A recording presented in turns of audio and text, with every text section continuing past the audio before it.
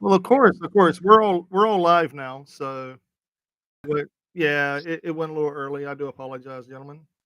All right. But no seriousness. Here we go. I'm gonna go ahead and do a thing. Wait 1 second, ladies and gentlemen. Welcome to another exciting edition of Ringside Rants with yours truly, Just Mike, the guru of Japanese wrestling, Phil, How's it and going? Josh, also known as Bad Karma. Let's get it, gentlemen. Welcome, welcome, welcome. And at this What's time, going on? what I was gonna Sorry, do. my hair's wet. I just got out of the shower, so. Hold on 1 second. Let me get in here. Let me add a dude.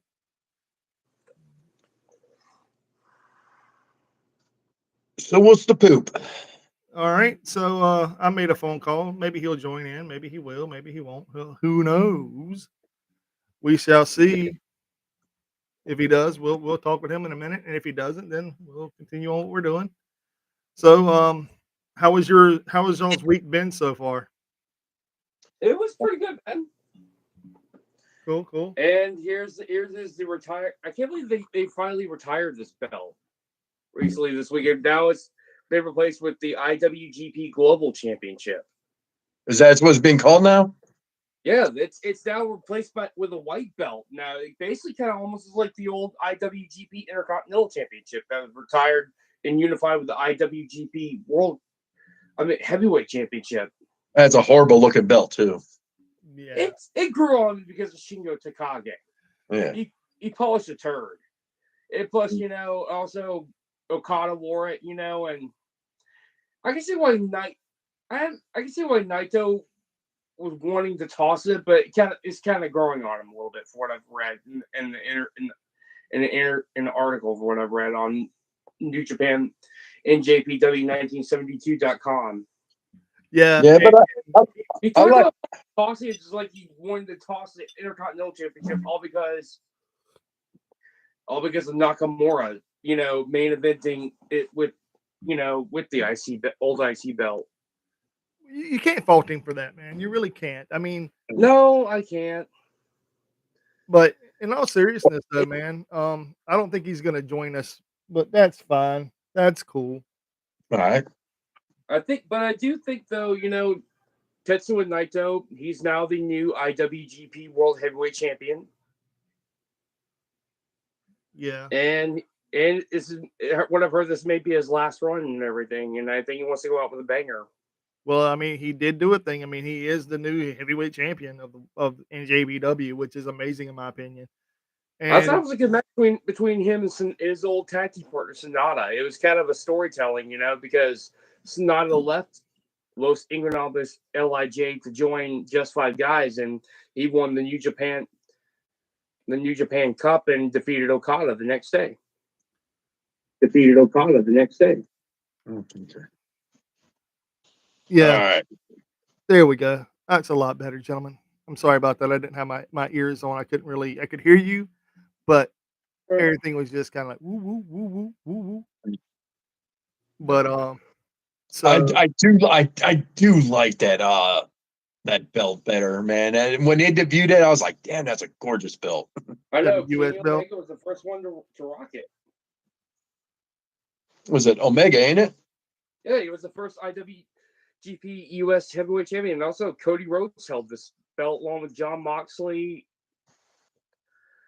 Even the Murderhawk Monster, Lance Archer, rocked this belt.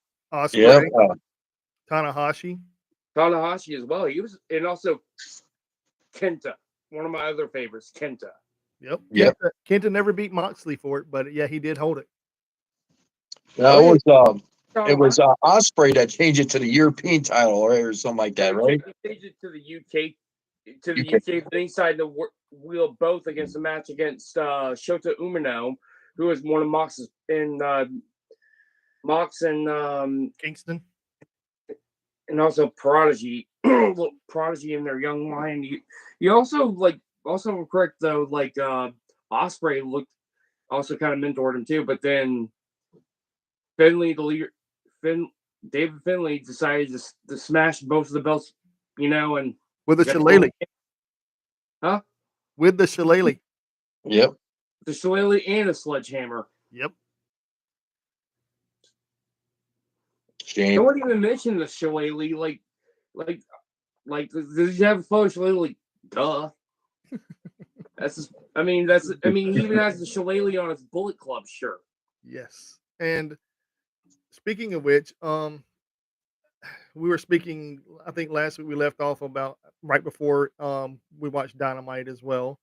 But this past weekend we got a lot of news coming out of far as GCW and Josh. I don't know if you heard or not, but no Andrade.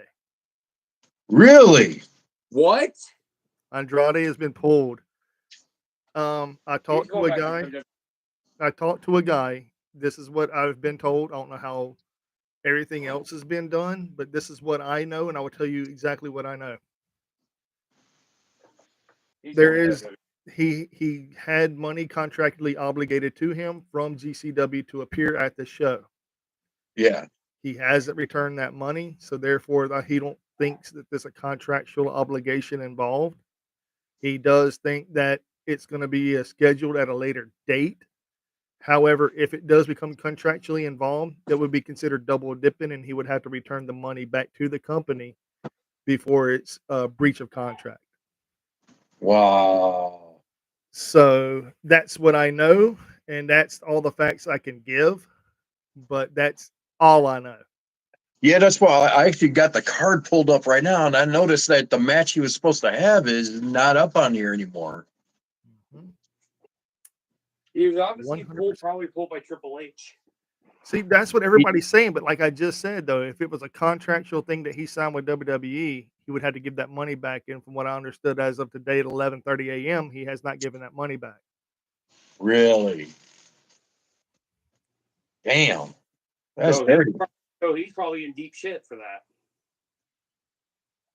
I don't think he joined the WWE yet. That's my personal opinion. I could be wrong. Well, even if he did, he would still have to fulfill his contractual obligations. Also, plus he's planning to do Fantastic Mania this year as well. Supposedly, with CMLL and New Japan. Yes, supposedly. So I this is what I'm guessing. I could be totally wrong on this as well. I do believe it's going to be a one and done thing for the WWE as Royal Rumble is approaching. Maybe he's showing up for the Rumble and don't want to risk injury before then. Yeah.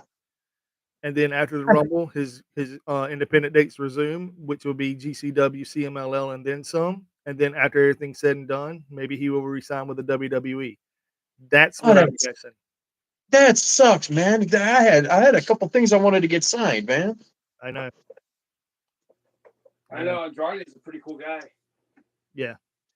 But I mean, that's the sour note. The good note is we got to witness Matt Riddle coming back to wrestling at MLW. And he's selling Tanahashi during New Year's Dash as well, if I'm correct. Dude, I was blown away. I was watching it. I was like, why is Tanahashi in the middle of the ring after he just got through beating this dude?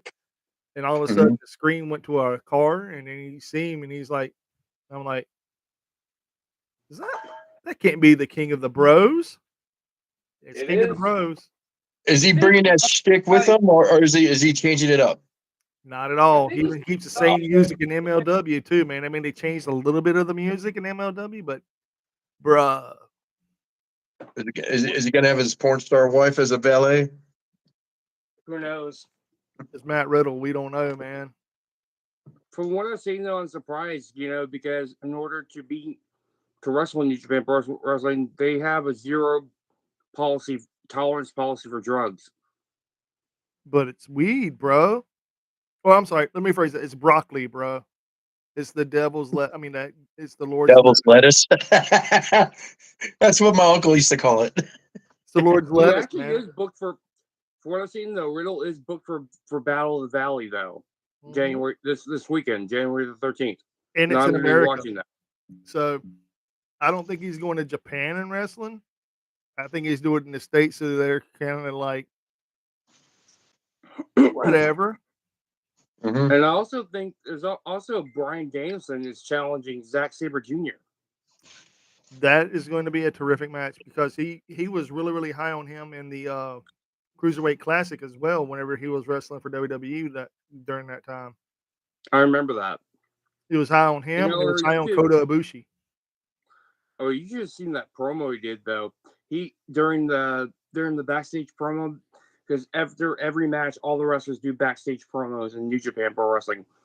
And Brian Danielson called out Zach and called him a coward because he said he lacks the fighting spirit. And in order to be a tough competitor in New Japan Pro Wrestling, you have to have the fighting spirit.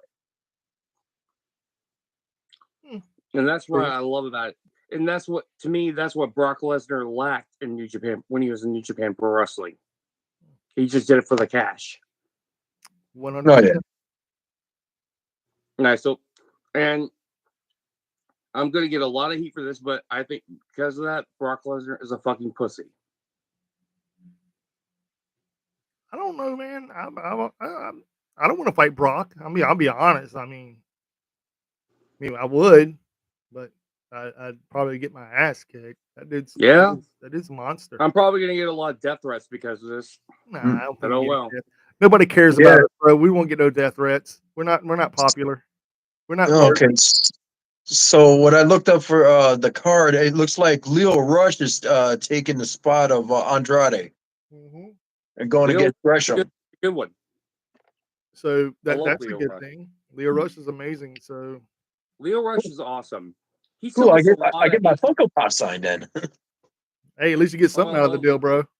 Yeah. Oh, Leo Rush, he killed it in the Super Junior tournament this past year. Last year, the best of the Super Junior tournament. Then Mustafa Ali. Mustafa Ali. He's gonna be at the show too this Friday. I would love to see him in New Japan. Oh yeah, he would do great in the junior heavyweight division. Especially, I'd love to see him go against Takahashi and El Desperado. That would be a banger. Desperado's a new champion, isn't he? Yeah, dude. Yeah, Desperado beat Takahashi this during Wrestle Kingdom, and I think Despy is a great champion. He's one of my favorite juniors. So now we've talked about Mustafa Ali showing up in the Americans and or the Americas rather in the United States wrestling and GCW.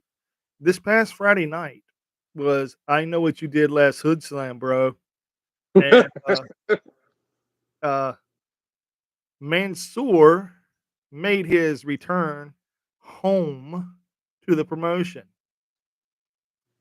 That's where he definitely has that comedy gimmick. I can see that now. That's because he worked Wrestle Hood Slam. Dude, he put on a fucking banger, bro. It was 20 minutes of nonstop action. And I don't know if you're familiar, Josh, you've been to a GCW show. Yeah. What is up with people throwing money in the ring? It's a luchador. They do that in Mexico. Basically, if they put on like a straight up banger of a match with the luchadors, it is basically it's like throwing a tip, man. Did anyone I also have to ask, did anyone bring bicycle horns to any of the shows, GCW shows, too, when there was a lucha libre match going on? No, there is no horns, but there's just loud drunks. Well, I know there's usually, because when I watch a lot of CMLL or AAA, that you hear those horns in the background. Yeah. Well, no, I haven't experienced that yet, but man, I've seen some great lucha matches at GCW.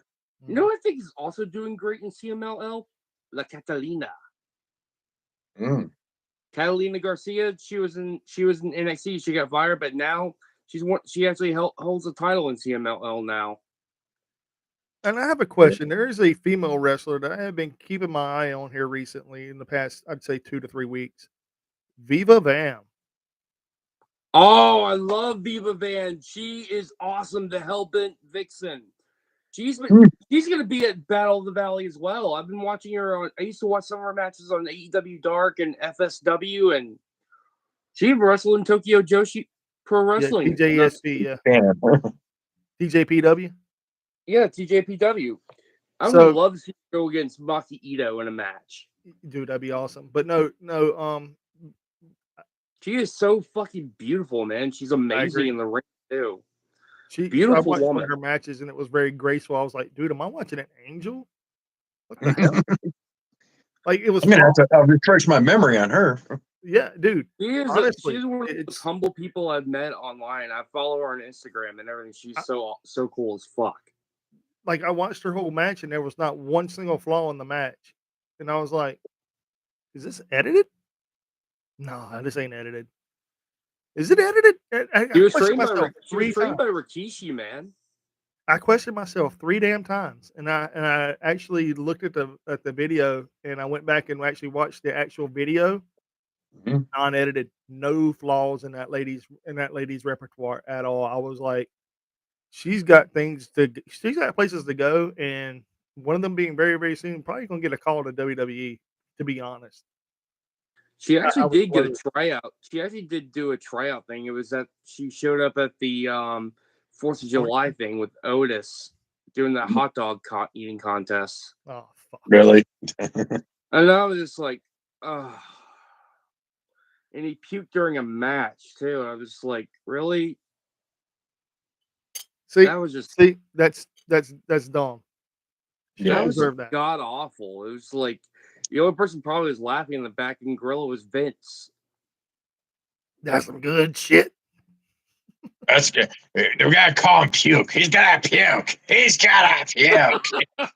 Oh, get him out of here. God, we can make money on that. I feel bad for Otis having to do that. Yeah. I mean, the guy's a great wrestler. You know, he's always been booked to do dumb shit. But you know what? He's got that talent that where he could do anything, it just makes you laugh. He's got that talent that makes you laugh. Oh, Yeah. he's funny. Like I follow him on Instagram. He's pretty funny. He's like when he I does think his watch like wee. I think the best one was when he did that parody, that Patrick Swayze parody for Halloween. I was dying laughing for that. They came out doing the dancing and everything. Mhm. He reminds you like if From Dirty Chris Dancing. if Chris Farley was a pro wrestler. Yeah.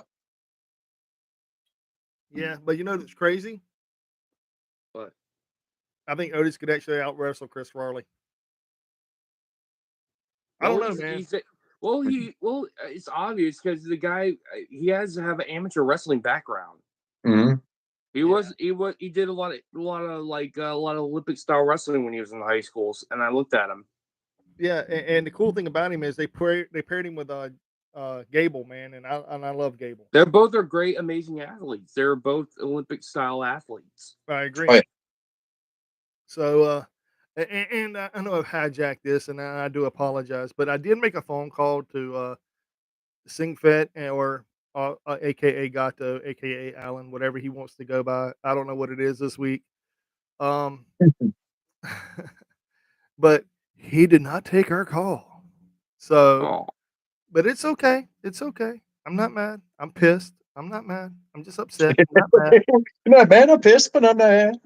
No. I'm not mad. Not mad. I'm just angry. Not mad. It's okay. It's okay. Yeah, it's okay. But no, I do like that. How I moved my my 2 favorite belts from New Japan right there. Nice. dude, you really love showing off your belts. Hell yeah, I I don't love blame you. I showing. would too, bro. I would too. I'm not gonna lie to you. But but the I'm a crazy, mark. What can I say? hey man, we all are. We all are. Hey, Hey, I was, wanted to get your opinions on this. What'd you guys think of the Iron Claw? haven't I seen liked it the yet. movie. I loved it. I haven't seen it yet. I haven't seen it yet. Yes. I know, right? I'm a dumbass. I haven't seen it yet. What? For those who want to hear the I know the story. spoilers, Well, for those honestly, who want spoilers of the movie, you know, I will post this in another thread so Mike won't hear it. Okay. I'll give it this. It basically, since you probably watched the Dark Side of the Ring and everything, you probably heard all the stories. The rise and fall of the WCCW. Yeah, basically, it's all in there. And it's like I was watching it as like I kind of know everything. It's like watching a movie that's been spoiled. But watching don't the get me fact check. wrong, it was well. Everybody did their part. Everything was well acted out and everything, and all that. But I tell you what, it was the ending line that got me. I'm Was not. it? I'm not gonna spoil. I'm not gonna spoil or anything. But it's like right at the end, and it's like it just hit right in the feels right at the end. I was like, oh my god. It hit you at the end. But everything else, everything was well acted out. I think the one complaint I think I heard about it is actually they said they kind of villainized the father just a little bit too much. Fritz. Yeah, I think who is it? Well, if you look at from what I read though, is that Fritz was sort of hard on the boys, you Well, know. he was like Stu Hart was on his Yeah, sons too, though. I mean, yeah. It was the same thing. They said they did it just to add. I think who was it? David, right? yeah.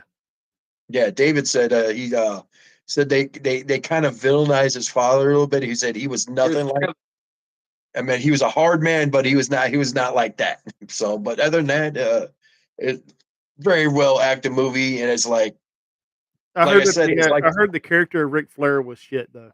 Is that true? yeah. Well, the guy who did it performed his part. I'll say it that I think they could have found someone else to do it. They could Everybody have saying found they could have someone got else. Will Ferrell to hell, do it. hell, I think Will Ferrell did a better job of Ric Flair than that guy. Yeah, That's what I've heard. And I'm yeah. like, when did Will Ferrell play Ric Flair? And I was like, oh, Eastbound and Yeah, Down. Eastbound and Down. But he didn't play Ric Well, Flair. his character's But name was Ashley, yeah, and I think that was a pun towards his daughter Charlotte, Yeah. because Charlotte's real name is Ashley. But yeah, it's it's a very, very good movie. Very good movie. I will buy it when it comes out on DVD. So I think Go it's to out a on bootleg DVD. website, man. Huh? Hey, I'll go on the record saying it's like I haven't paid for a pay-per-view since '97. Wow, wowee, that's insane. 97, dude. That's almost 30 years ago. Yeah. Jesus. I haven't paid. Well, I can't say that. I always pay for my pay per views. I love pay per views. But I Hell, tell you this, I paid $49 I haven't for paid my full pay-per-view price for a someday. pay per view of WWE's in over 10 years, maybe 15. Well, But the network ended up in like almost 10 years ago. yeah, it's been before then, dude. So, I used to go to friends' houses and actually we'd pirate WWE pay per views from local companies and stuff like that because we had friends that worked there. Like, hey, dude, it's a pay per view tonight. We're like, nah. He's like, you want it? We're like, dude, we don't have the money. He's like, I didn't ask you if you had the money. You want it? Fuck I'll yeah, tell we you what want it. tape I wish they still held on to, and I'm glad they edited it, was Over the Edge. oh, I got that on. I actually watched that pay-per-view, but I'm just glad I did not see that. Okay. I got it and I got it recorded. I got it on VHS somewhere. What about the peanut butter Did it falcon? show the death? Your version show the death. No, it never aired. I'm glad. When it happened, they were doing the promo for the match. So while the promo was going on, that's when the incident happened. And when they came back from that promo, that's when you see the infamous line saying, "Was we had a situation here? We're having a problem and everything." So the incident happened. Yeah, that's when Jerry went to the ring to check on Owen Yeah. while JR was explaining to what happened and everything, Yeah. and Yeah, so it on the original broadcast, it never showed it. The incident never happened on the original broadcast. It happened right when the promo was going on. I didn't know what was going on either. It's like, what the hell is happening? I was just like, Yeah. I was just shocked and everything. Like, and I remember Jerry the King Lawler's face and everything. It was just, ugh. How far did he fall? Wasn't it like 30 feet? God, let me see. That's from the lights, and I mean, 130 it's feet? probably good 50 feet. Yeah, because you're talking about like it was like in the rafters above the lights. So he was hooked up in the harness, and the rig gave out, and he just went from what happened is that he hit the ropes, snapped his neck on the ropes, and crashed onto the mat afterwards. I even saw Taker's face. He wasn't even in a, Yeah. He was just still startled about what happened to Owen. I'm surprised he was able to continue the match with Austin. Yeah, you could tell it was off. The rest of the night was off, and it's like they should have ended everything that night. And I think the fans would have understood, getting their refunds and everything, and yeah. Well, I can tell you, but Vince, his greed got the best of him, unfortunately. well, I can tell you of a story that happened to me in early 2000s. I want to say 2007, 2006. Mm-hmm. I went to the Slammiversary pay-per-view and but they said it was in Memphis, Tennessee, but it was actually in Mississippi. And one of the guys at I think it was a camera guy or one of the guys that was helping do all the crew and stuff. He passed away helping remove some stuff that night at the end of the night. And there was no mention, no nothing about that the whole time on their next show. Wow. It was terrible, dude. I was like, that's was this at Tupelo? Yeah, well, a little bit above Tupelo, that city above Tupelo, right below. It's right there on the verge of I forget the name of the city. Because I wouldn't be surprised if they did something. Because I remember, like, I know TNA's wrestled in Tupelo a few times. Yeah, And they did a reenactment of the Tupelo, Mississippi incident, the snack bar. Mm-hmm. You know what I'm talking about? The famous snack bar brawl that happened in Tupelo, Mississippi about 40 years ago. You don't know about that, Mike? Yeah, bro. I'm drawing a blank, homie. How many wrestling companies did a snack bar, bro? Every one of them. The first company that did it, though. This is Mid-South. Okay. Oh, this was Jerry Jarrett's company. Oh, it was back in the day. I'm like, oof. Yeah, this is like it's involved Jerry the King Lawler, man. No, dude, this wasn't like a snack bar or anything, man. This happened like because we were getting autographs and stuff, and I was talking to some of the wrestlers and some of my friends there, and all of a sudden, one of the guys that was working on the production crew came and rolled up to me and Joe, and he goes, "Hey, man, everybody's getting ready to leave." And Joe looked at me and he was like, "What does he mean?" I said, "Dude, I don't know." And then the guy whispered in his ear, he's like, "Hey, bro, somebody just passed away. I got to roll." I was like, "What the fuck?" But even if it's production, camera, whatever part of the crew it was, they never mentioned it on the next TNA show ever. It was mentioned all over the internet, but it was never mentioned on television ever. Like not even a rest in peace memorial. Nothing. That's sad. The 10-bell salute? The what? Not even a 10-bell salute? What the fuck, Nothing. man? Nah. Well, he's not a wrestler, first off, he ain't gonna get a 10-bell salute. Fair But, enough. yeah, nothing. No mention. Yeah, and it's TNA. That's a tightly knit group. I mean, I'm pretty sure they knew the guy. Oh, yeah, 100%, everybody knew him. And Yeah. I asked Joe when I saw him the next time, he was like, "Yeah, man." I asked him, said, "Was he on drugs or anything?" They're like, "We don't know. All we know is he passed away." I was like, "Did he pass away of natural causes?" And he said, "Nah, something fell on him." And I was like, "That's Oh, fucked up." So, I mean, no, I'm not trying to smack talk in the TNA crew or nothing, but yeah, man, that was kind of wild, dude. Kind of wild. It was shit. matter of fact, that main event that night was the King of the Mountain match with Joe Nash, shit, I want to say Booker T. Fuck, I don't even remember who was all in it, man. Oh, But jeez, that was a long time ago. yeah, it was a minute ago. And the cool thing about it was the match went off without a hitch. There was really no botches in the match. It was a great pay per view all the way around. The beautiful people were there. The guys behind me were throwing dollar bills at her, and Velvet was giving. She put her hand in their face like she always did, like that. And Mhm. so I mean, it was really cool, man. I was on the second row behind some people that knew Bully Ray. So and some kid had a little sharp boy mask on, and Bully Ray walked or Bubba Ray went over there and yanked it down and broke it, and he goes, "Oh, I'm so sorry," like that, as he was walking to the back because he was a heel. And the kid's He mom, still apologized to the kid. huh? He still apologized to the kid. Oh yeah, as he was walking by though, as he was walking by, he's like, "Oh, I'm so sorry," because he didn't mean to do that. It was like, "Oh fuck, I just ripped that kid's mask off." And the mother was like, "I'll make him get you a new one. Don't worry." And I'm like, "Oh fuck, they know each other. Hell yeah."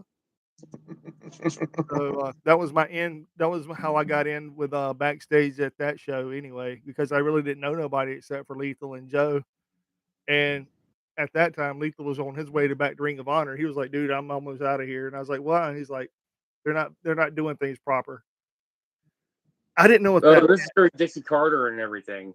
I didn't know what he meant, but I kind of grasped the straws of what he was saying because what he meant to say was, "I'm not being booked properly," but he just didn't say that. He just said, "Look, they're just not doing things properly," which is So it was Dixie Carter. That's what. Yeah. And train wreck. Well, I'm glad he went back to Ring of Honor. I mean, he killed it in Ring of Honor. 100%. I have a feeling though that he's going to go back to his Black Machismo gimmick. He has to go back to that. Man, I That don't shit's want always funny. it was great, but I don't think he needs to go there, dude. I think he's over that. Aww. From Elizabeth, New Jersey.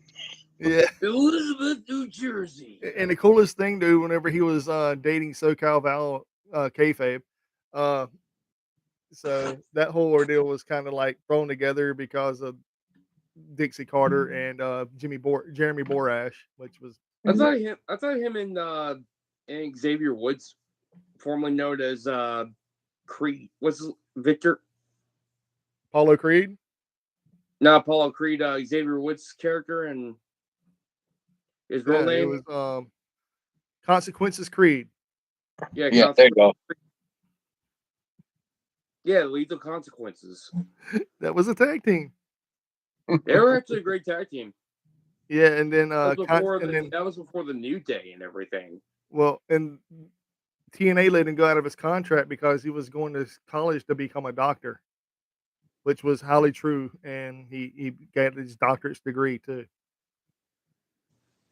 Smart man. He has a pretty good YouTube channel though too.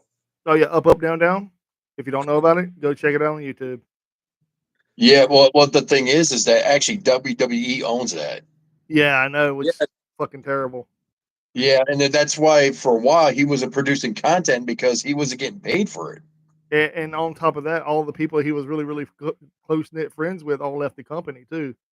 You had Claudio leave. You had what's the guy? The pretty boy with the what is his name? Tyler Breeze.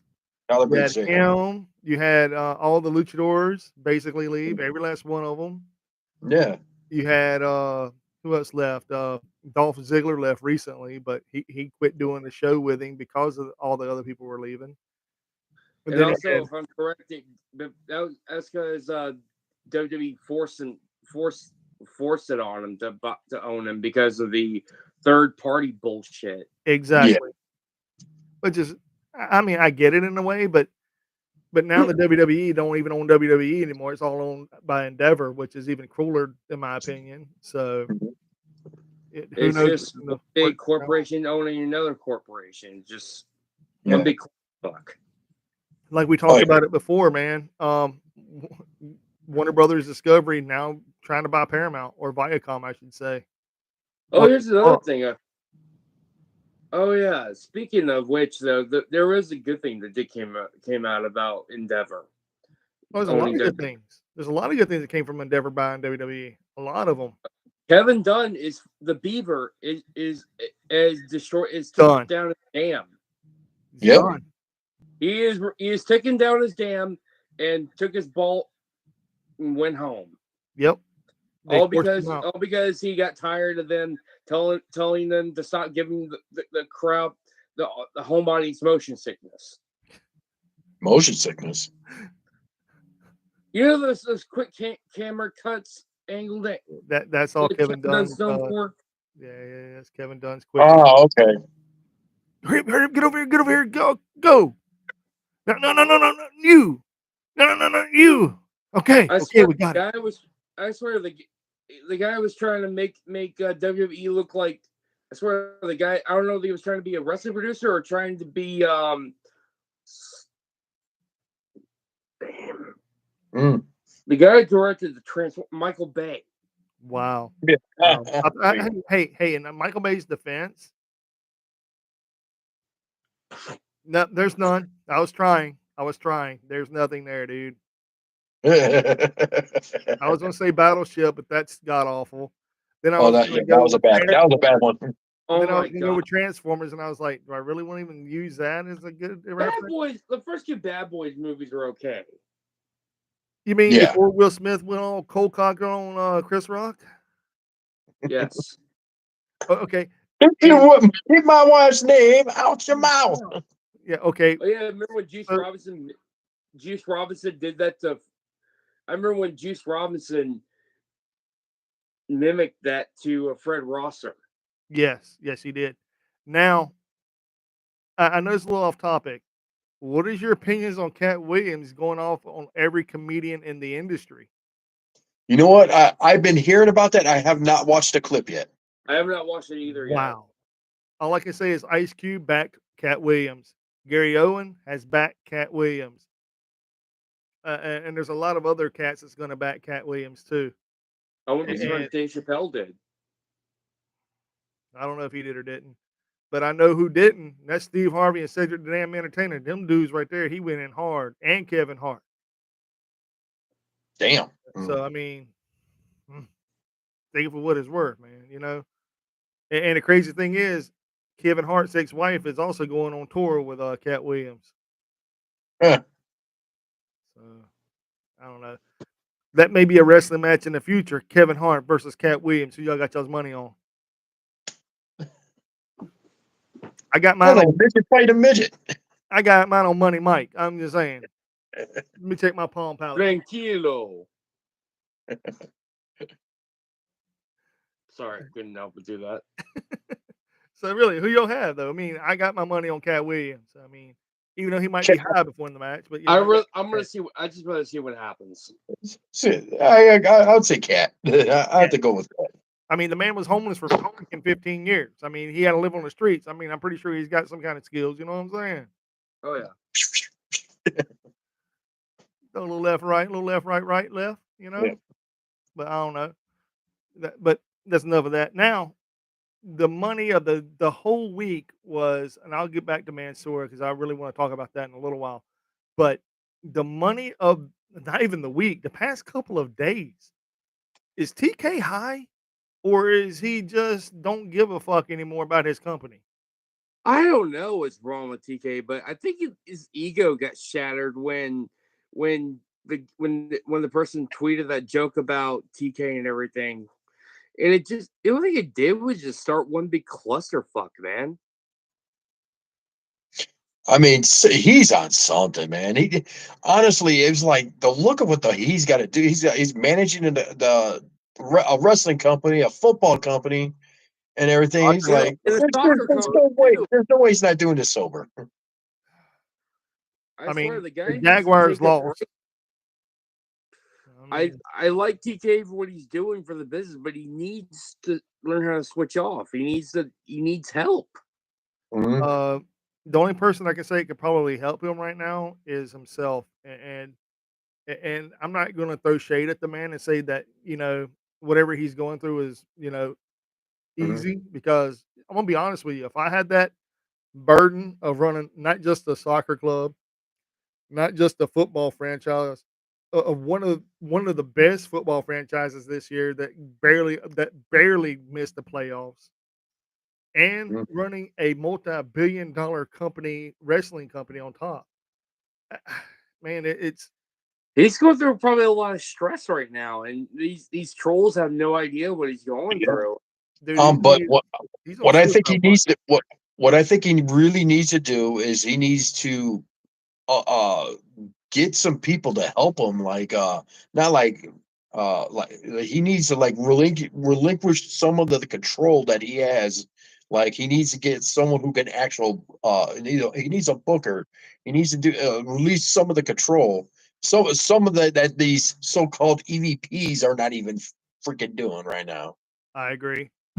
So the next question I I don't have know though they is get the Bucks, but they're not good EVPs.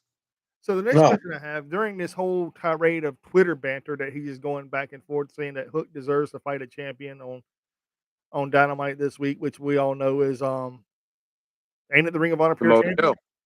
Champion? Is Hook fighting Joe? No, Yeah. he's going after Joe. Yeah. Wow. Okay.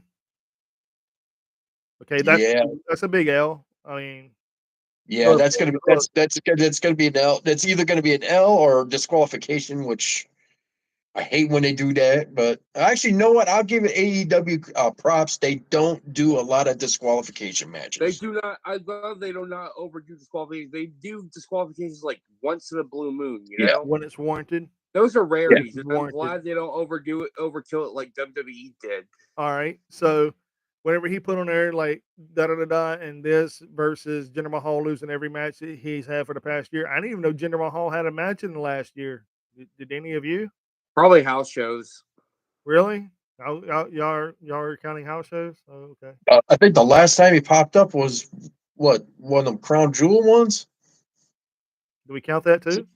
uh, Well, I mean, that's the last one I remember. I'm gonna be honest, man. The reason I don't count Crown Jewel, and it's nothing against the people in Saudi Arabia,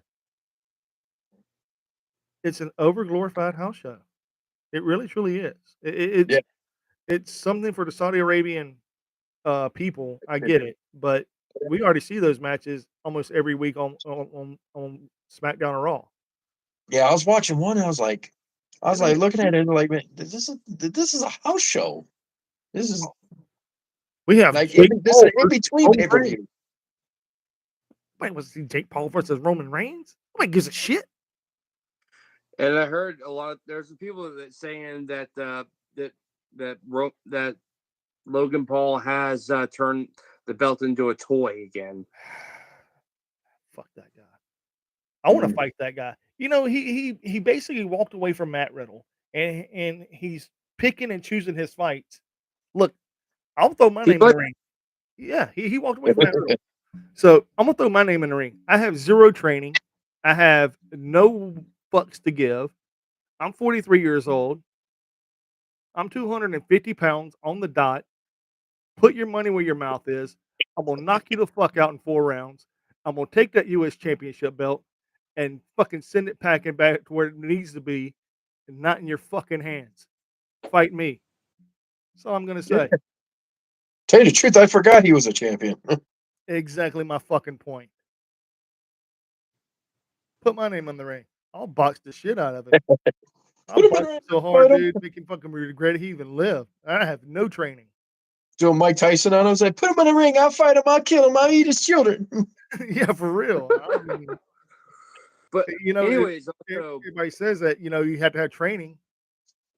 Do you it's really? crazy how many people got involved in that Twitter rant though. Eric Bischoff, Bischoff, like TK, Jinder T- Mahal. Who the fuck is Hook? Mahal, Taz got involved, and also let's see, you also have Dax Harwood. And there's even a few trolls that mentioned like, why are you defending him when he fired your best friend, Punk? Like, And to clear the air about that, they are not best friends. They had his back because they all thought it was a wrong way of him being done and bringing back the Bucks and Omega before Punk. That's where their loyalty lied. And Mhm. truth be on, and that's where their loyalty started to grow from for Punk. Their alliance with Punk. Now, is it wrong? No, no. It's not wrong, but Mhm. to call somebody their best friend. Now, their best friend is Adam Copeland. They've been there Yeah, to have his back since day fucking one. Okay, they helped him get back in the ring before his Royal Rumble debut. exactly. They helped get rid of his ring rust. Dude, they've done a lot of good for him. They've done a lot of good for Christian. They've done a lot of good for a lot of people that I'm going to keep my mouth shut on Mhm. because of the fact of who they are, and they don't want that shit known. It don't need to be known. Whenever Exactly. when Uncle Dax says something, Uncle Dax means it, and Yeah. and he stands up for what's right and what's wrong in the business. Why do you think he signed with AEW and not WWE? Think he wouldn't offer more They money to go back? You're out of your no. fucking mind. He wouldn't offer more money. He fucking body offered a shit ton and 2 Brinks trucks, and he And turned also, it he down. didn't feel like getting his back shaved again. Yeah. Yeah, but the reason why they turned it down is they feared, not feared, they figured where they're at now is the best for professional wrestling, and it is. Yeah. The thing is that AEW has great wrestling, and they Great have tag team. great tag team division. They have shitty storylines. Yeah. True story. True story. And Jeff Jarrett has said it point blank over and over again. The the key to a successful business, your wrestling don't really mean shit as long as you have good storylines. Look at WWE's fucking head of the table. How many times did Roman Reigns actually wrestle during this whole ordeal? Very Maybe Oh, little. maybe this many 7? times? Maybe this many times? I mean, come on. That's great fucking storytelling. If AEW just piggybacked just a little bit off of it and Yeah. used it in their company, Hmm. we wouldn't be The saying Devil it. storyline was pretty good. And that brings up to my point. Why with everything with TK, he's got too much on his plate. He's also writing the stories as well. So And they're that's failing what. because of it. Yeah, He it's used like to write, he used to tell good release stories, before all this pressure got to him. And I yeah, agree. I yeah. mean, I think he just needs to step back and give a couple positions to some people. Give a booking position. Give a hire a couple writers. if, you know He what I'd did like to hire see? 2. He hired 2 former WWE writers, 1 former TNA writer, and I wanna say he went after an MLW writer, and he turned him down because MLW offered him a little bit more money to stay. Um, I do know for a fact that he's gonna probably go after Kevin Dunn as well. We all know that. We're not stupid, Please don't go after Kevin the Beaver. No. but you know what's gonna Don't. y'all know what's gonna happen, bro. Because here's the thing, though. Kevin Dunn hates wrestling. Kevin Dunn hates people. He don't hate wrestling, he hates fucking people. People. He I even called seriously he doubt dude he would go. dude, I, whenever he was asked about the way he does business, he's like, "I don't talk to nobody. I send emails," or before he had to talk to people, he only talked to one person, and that was Vincent Kennedy McMahon. So, no, that dude hates fucking people. I doubt he would work for. I doubt he would work for TK. I don't know. Maybe, maybe not. The future will tell. Now, Never say never in business, but that just would be unlikely to happen. it would be different. It would be a way that TK is wanting to go because he wants to change the dynamic of AEW so bad. And the only way I see it changing is going to a route where people can't consider it WCW or NJPW light. Because let's be real, AEW is becoming NJPW light. It ain't WWE anymore. It ain't alternative to WWE. It's an alternative in New Japan. Well, right now I see. I've been watching. I started watching it back again. I had to go back a couple weeks now, but I've been catching up on AEW, and I've seen a lot of improvements. Though I've Mhm. seen a lot of improvements. Like a lot of all the matches are good and everything, I'll never discredit that. But it's what it is like what you said. It's storylines. They need storylines. If Like anyone right can now, write a, if anyone like can he was. write a good, I'm sorry, it's Will. Go ahead. if anyone can write a good storyline, possibly, I think Jerry Lynn can write a good storylines.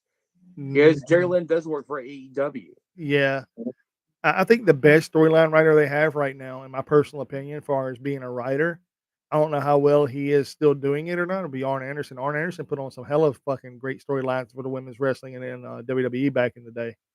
Arn Anderson, unfortunately, he's no longer with the company. And fuck it, I have no idea. Billy Gunn, maybe. Oh, he would be great. You know, he knows the business really well. He's been in this 30 years. You know, and I love the stuff he does with the Acclaimed. And not only that, what about this whole face slash whatever the fuck turn it is between him and Bullet Club Gold? Oh my god, it's I don't know what, but it's the whole can they coexist storyline. Yeah, Yeah. I but mean, but it's a whole other ballgame. It's not just two guys that can they coexist. It's like two different factions. It sort of kind of reminds me of like when the Horsemen and the guys from WCW decided to work together to fight against the NWO. okay. Like when I saw the promo, it was both Sting and Lex Luger were in the ring talking to both Arn Anderson and Ric Flair, you know. Because we may not like each other, but this is a worship threat. You know what they say? We gotta deal with these guys first. These guys are a threat to our business and our tradition. We must take them out. And that's where they're introducing the fake Sting, if I remember right, ain't it? Yeah. And it all came to head at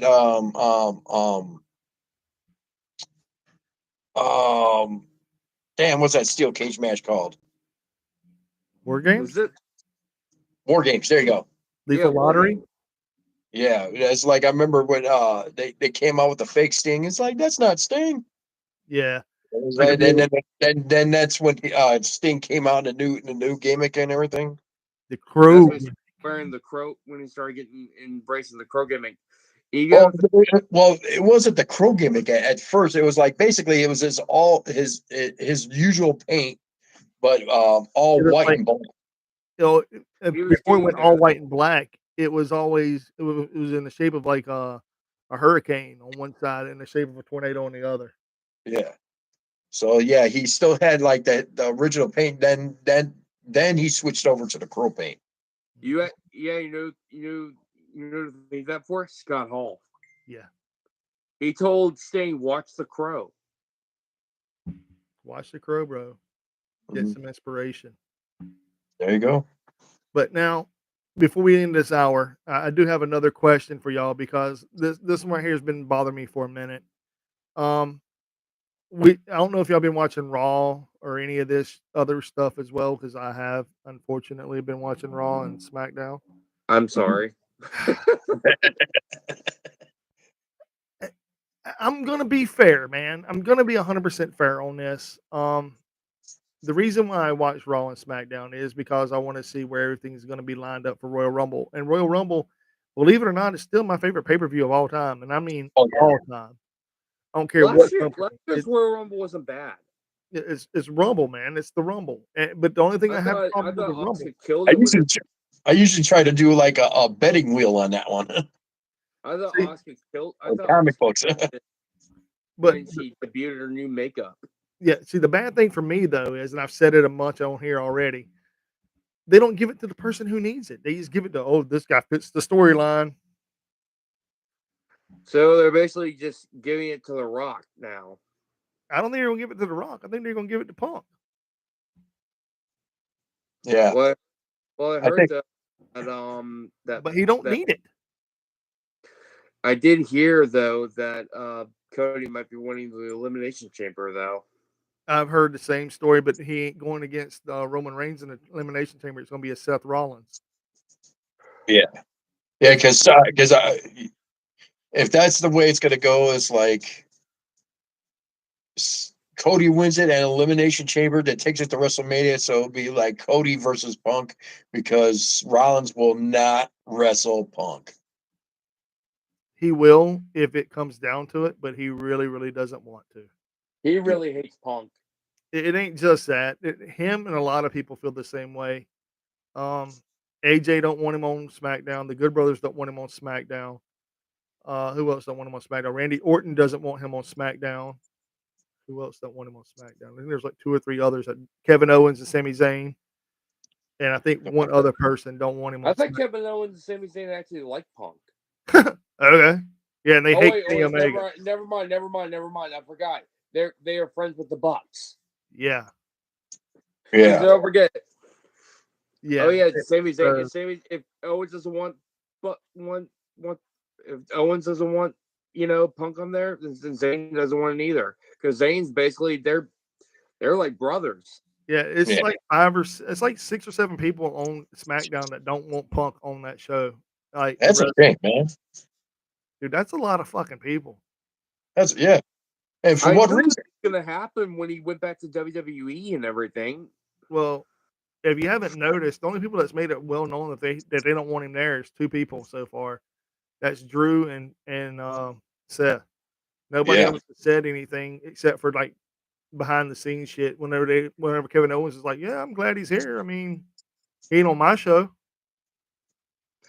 Good. I mean, I can see why Drew doesn't want him back because he probably rubbed Drew the wrong way back. Survivor Series when he took a spot basically. I'm here, bitches. Oh yeah, and also let's see, it's probably something that happened back like 10 years ago, probably as well.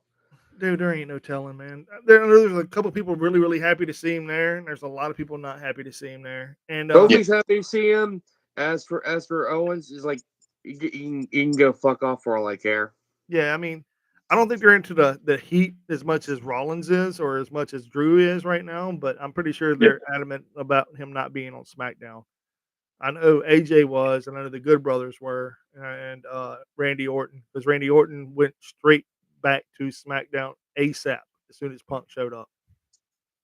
Because he didn't want to deal with Punk. Nope, he didn't like him when he was there the first time. Oh, So I'm gonna end this hour here. okay. Yay, we're done 1 hour. Yay. Well, we'll Okay, end this. special ed. Hey man, especially it's my favorite character. Jim I got Brewer is a mail. fake. Yay! Jim Brewer is one of my favorite fucking comedians of all time. He did the voice of special ed. Yes, That you makes did. sense. Yes, it does. Yes, it does. I love Jim People, Brewer. you He's got mad. hilarious. Yay. Yeah. What should we name this first hour, gentlemen? What should we name it? Rants from the Rant Pack. I like that, but give me some other ideas. I'm like just using my ideas. Basically, Rain like what the like clusterfuck on Twitter. I will put it on there. Clusterfuck on Twitter. There we go. It's there, The dude. wrestling cluster. Clusterfuck on Twitter. That's what we're gonna add. Okay. All because of one post. It caused. I do believe that TK is an example of the chaos theory. 100%. I mean, It's his he said insanity. something that, and everyone just lost their fucking minds. The Mhm. IWC lost their fucking minds. Yes, but in technicalities, man, I had some other stuff I want to share with you that I found out to be true. I did some factual checking before I even said anything. I talked to Kelly earlier. Hope your mom gets better soon, brother, and I wish you were here. But me and him were talking earlier, and he wanted me to go hard on AEW, which this is what I'm about to do because what I'm about to tell you, gentlemen, is an actual fact that I happen to have come by weird circumstances, and I didn't talk about it last week, but I will share it with you this week. Okay. Everybody was really unhappy at World's End that it wasn't Swerve versus Bryan Danielson. Correct me if I am wrong. Yeah, So Yeah, that's a good match. it was yeah, a good match. It would have been a good yeah, match. I agree. okay. But TK and Eddie Kingston already had something planned other than that. From what I understand, is Eddie Kingston went and politicked the TK about him versus John Moxley. However, it was supposed to be, from what I understood, Eddie Kingston versus Swerve. Oh fuck. So, don't know how Mm. true this is. Yeah, dude, it's 100% fact. However, when he went and pitched the thing that he wanted to face John Moxley because of all the brother, History. yeah, and how they pitched it. Oh, he's never beat Moxley. I can recall a match in CZW history where John Moxley got pinned by Eddie Kingston, and I can I also remember call, that. and I can also recall another moment where they say, "Well, he finally beat Bryan Danielson." I can also recall a moment where he beat Bryan Danielson at a moment in Chikara whenever Bryan Danielson was known as Daniel Bryan, came back after he was fucking fired from WWE the first time. He came and wrestled with Chikara, and Eddie Kingston beat him, and Bryan Danielson put him the fuck over. Got on the microphone and said he was one of the greatest wrestlers he's ever faced. Thank you all, ladies and gentlemen. Have a good night. Walked away. Oh yeah, when he got fired for strangling Justin Roberts. With his tie. Yeah. That was pretty funny though. I agree. I totally agree. And so I think if I'm correct though, Justin Roberts and Brian also did a reenactment of that on a photo together. yes, they have. And they have I, nothing but mad respect. I know Roberts forgave him for that. Oh yeah. Yeah, 100%. So I mean, either way, it would have been Justin either way, it Roberts would have been a good match. no. yeah, it Justin would have. Roberts can take some bumps for that. I give him credit for that. That's why I love Oh yeah. Justin Roberts. Oh yeah, 100%. So we go back to what I was saying. So the way it was supposed to be originally was Hangman Adam Page coming out during that match, interfering in that match, costing Swerve the championship, which we all knew was going to belong to Eddie Kingston anyway after the 2-0, the 0-2 start he had in the Continental Classic. Now we all knew that, and they did an interview with Swerve, or somebody asked Swerve the same question, and he said, "Look, I had I didn't know nothing about it. I'm glad I wasn't part of it. I think it would hurt my momentum going forward. I don't need to be that close to a title yet, especially one that isn't even relevant." Oh yeah. So, with that being said, the outcome was Moxley versus Kingston. Kingston beating Moxley. Kingston having the triple crown he always wanted. We all knew that was going to happen. Yeah. But the other thing was Bryan Danielson versus Swerve. Now, other people were asking the questions that I had the answers to. Was that the backup plan if one of those two gentlemen got hurt? Yes, that was the 100% backup plan. Okay, I can understand that. Now, Plus, I also think Brian wanted to take it easy, especially for his match with Okada. well, Yeah. kinda, but Okada and him had put on a fucking crazy ass match, dude. And That's why I watched that whole entire match. I skipped most of the matches, but that was the one I watched all the way through. I was like, "Damn, this is a banger." That was a good one. That's why he wanted to save some of that wrestling momentum. Yeah. That's why Well, I don't think why he was at World's End though. Did he wrestle at World's End? yes, he was in a four-way match. It was him, Yeah. Claudio, Daniel Garcia, and uh, um, uh, uh, Mark Briscoe versus the other four gentlemen, which was Brody King, uh, Jay Lethal. Who are the other two Yeah. guys? I forget the other two gentlemen. Yeah. Roche. Roosh and somebody. Hey, buddy. And then, well, Daniel Garcia got the win in that match, and it made Bryan Danielson and Claudio look at him in a whole different light. I do believe they're going to take Daniel Garcia and put him in the Blackpool Combat Club and kick Wheeler Yuta out. Because he's been really heelish lately in the BCC. Blackpool Combat Club has been more, And plus, he's been losing every match. Every time they put him in a tag match with him, he's the one getting pinned every single time. Who, Yuta? Yeah.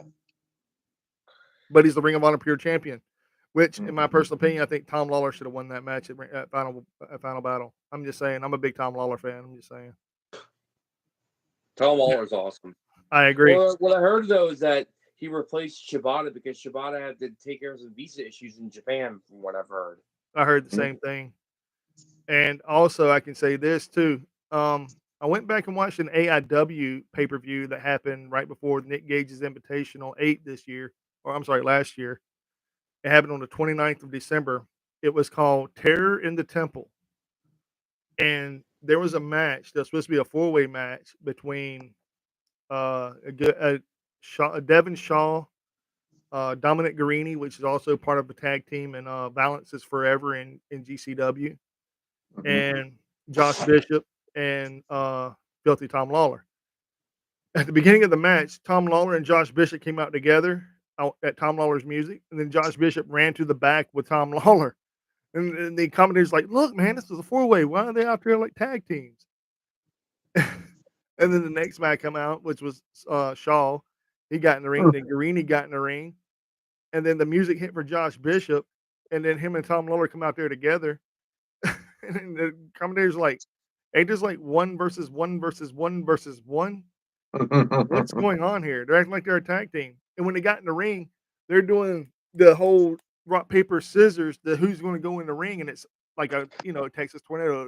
One versus everything. They actually play rock paper scissors. Yeah, It kind of reminds me of like something they would do in an anime or something. yeah. What was cool about it was Tom Lawler won, and Josh Bishop was standing on the outside of the ring like he's a tag team partner. And Tom Lawler is hilarious.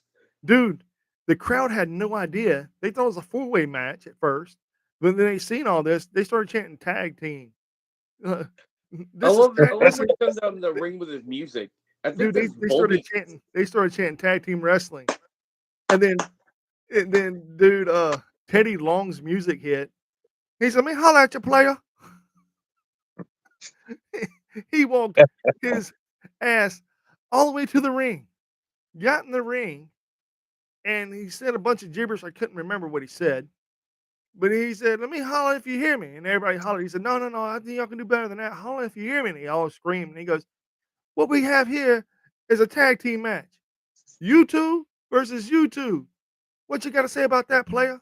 And everybody started screaming. He's like, "Let's go." And he walked out, man. And I was like, did that just fucking happen? Like, did he just go in there and make this four-way match, a tag team match? I wouldn't be surprised. Here's the thing, though. I wouldn't be surprised if someone said, "You two have to face the Undertaker." Undertaker, baby. Yeah, right? But dude, it was hilarious. I was like, and even the commentators were like, "Well, there we have it. The rules have been changed. Teddy Long has thrown down the law." He was also a pretty good referee back during the Attitude Era. He was also a great referee in WCW. Yeah. And he was also a great manager in WCW too. Oh yeah, I remember that. He managed Doom, baby. Oh yeah, I love and the Harlem Heat. No, also that it was a great manager, Sherry Martel. Oh, dude, I love Scary Sherry. That lady. I still remember when. I still remember when Booker T was doing that promo. Said, "We're coming for you." Yeah, man. He used the N word. He used the neighbor word. Ass off. Yeah, he said, "I'll come for you, neighbor." Exactly what he said. Sister Sherry. And everybody's like, he's like, he did the R-Truth thing too, man. He's like, "That's on me. My bad." And Booker T was like, "Oh God, I fucked up." Yeah, you can tell when he said it. You can tell in his face. Like, oh, he screwed up. Though. Dude, that's all over YouTube still. It's hilarious. Tell me I shouldn't have. I didn't just say that. Yeah. I think the coolest thing ever though, man, is I'm gonna tell y'all, I did something stupid earlier this week or last week, I forget when it was. I was misinformed that the Disney thing with the Steamboat Willie thing. I don't know if I told y'all this, but I was misinformed. I thought people were going after Disney for it being racist in an old ass cartoon. That's my bad. I'm sorry. So, okay. So it's not. That's not it at all. They just lost the rights to Steamboat Willie. So basically, there's this movie called Steamboat Willie's. That's a horror theme, sort of like what they did. Rob Zombie movie. Yeah, the Rob basically the minute when the minute struck midnight for the rights to Steamboat Willie. Steamboat Willie. It's like all of a sudden, like I think 2 horror movies and a video game dropped. Yeah, it was crazy. So I didn't even know nothing about that, right? So it happened at New Year's. I had no idea. I just thought people were just being stupid and going after Disney because Disney's the ultimate evil, I guess. Whatever. They put penises. They put penises on fucking VHS tapes. Did you know that? Yeah. Who cares? I mean, I didn't pay attention. they were also known for being anti-Semitic. Oh yeah, who cares? Every company's anti-Semitic, if you want to be honest.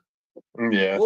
Well, you also remember, I think Family Guy made an episode, did an episode where like if like a multiverse, roll to the multiverse, where they ended up in a universe was everything was made by Disney, and they attacked the pharmacy guy who happens to be Jewish. Yep. And South Park just did another one. Something about the something. Pandaverse. Yeah, the Pandaverse. Yeah, the Pandaverse. Yeah, and they also God, made no, fun of great. Logan Paul's energy drink as well. Yeah, Prime, dude. To this day, I looked at it and I'm gonna be honest, man. When I first seen it, I was like, "Oh, dude, that's cool. What is that?" And I looked at it hardcore, and I picked it up in my hand, and it said Prime, more electrolytes than Gatorade. And the first thing that went off in my head was Idiocracy. Oh, good God. Plants need it. It's good for them. Electrolytes. It's good for Yeah, you. it's good for the plants. It's good for the environment. You know, Logan Paul is an example of idiocracy. I Yeah. 100% agree. And He basically would be the star in Ow My Balls.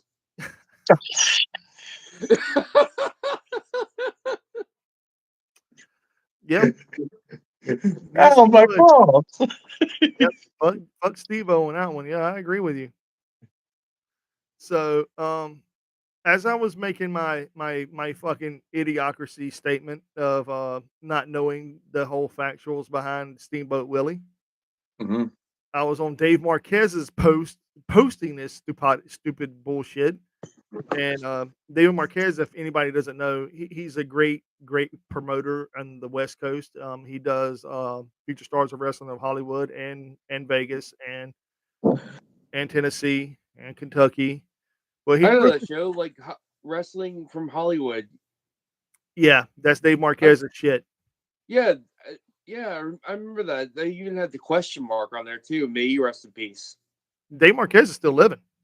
No, I'm talking about Josephus. The Oh yeah, the question question mark. mark. Yeah, yeah, just Karate. yeah, karate. But he's from the yeah, but The country Monrovia. Monrovia, NWA. He was one of the best things that happened out of NWA. So as I was making my stupid bullshit thing, another person was like, "Dude, what the fuck are you talking about?" And I was like, "Yeah, Disney's, doing all this yada yada yada." And he's like, "Nope." And I was like, so I posted an R Truth meme. My bad. I'm sorry.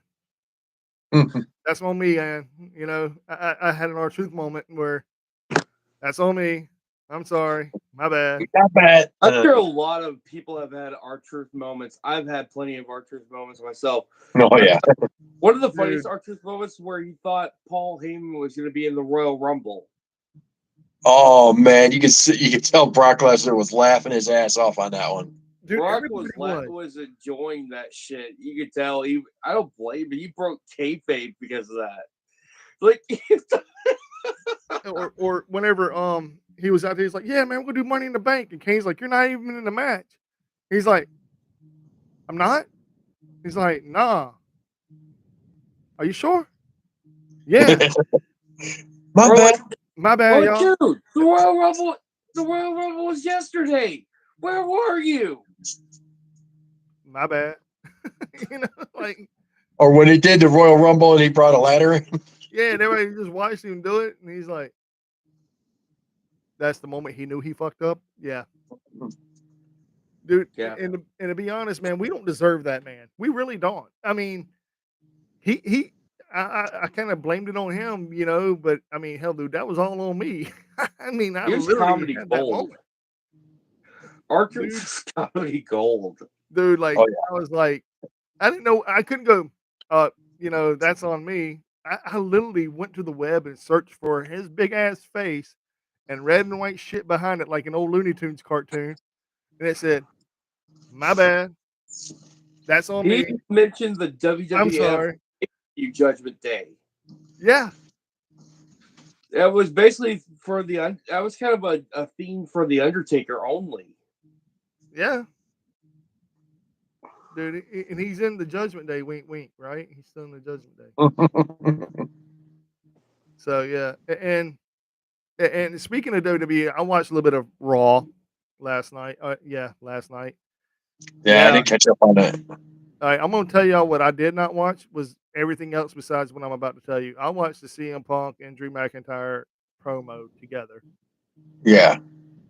That's all I watched because the rest of it, I was in and out of it because I was watching the game, dude. I'm gonna be honest with y'all. I was watching Michigan versus Washington. I'm gonna be 100% honest on that, and that's one of the reasons I only caught the promo. CM Punk's here, ladies and gentlemen. He's gonna be here next. I was like, all right, you piqued my interest for the next 5 minutes. You know what I mean? Actually, I did that. That's probably the only part I watched. It was the actual pro. I just got it on the phone at work. I watched his promo. I'm like, okay. So you already know that Drew McIntyre said that he was entering the Royal Rumble and it was making his job to throw out CM Punk. Mm-hmm. And then CM Punk said he's gonna toss out 29 others, but he's gonna do him a whole solid and wait for the very last person to throw him out because he's such a nice guy. Yeah. I call bullshit on that. I'm just saying, I'm just calling bullshit on that. I think that CM Punk isn't going to win this match because it's too predictable for him to win this match. And the only way for him to win this match is to eliminate 29 other people that do not like him. Let's just be honest. You're going to have AJ Styles in this match that really does not like him, so you know he's going to shoot on him whenever he can. He pulled the race card on AJ. What? Really? Yeah.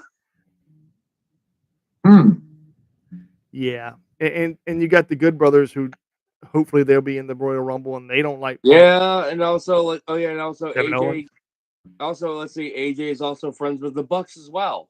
Well, he's really good friends with Christopher Daniels. That's his best fucking friend. And he don't care who knows it. It's the God's honest truth. He said if there was one person in this business, he could call it morning, noon, night, whenever, however, whatever for. So current and also current and also current and past Bullet Club members do not like let's just say current and past members of Bullet Club do not like CM Punk. I don't know if Finn Balor ain't got a beef with him. No, wait, Cody Rhodes don't either. Yeah, but most of Bullet Club does, including Kenta.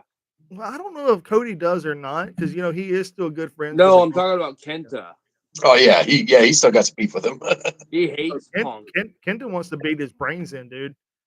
He said he's glad he's where he's at now because that's the only way he can avoid him. He's lucky he's not. I can see why he chickened out. Why Punk chickened out at the Forbidden Door now.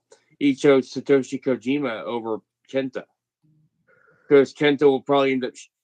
It probably would go from a work to a shoot. Oh, 100%. Do you see what I have in my hands? Believe in the power of the Ultimate Warrior.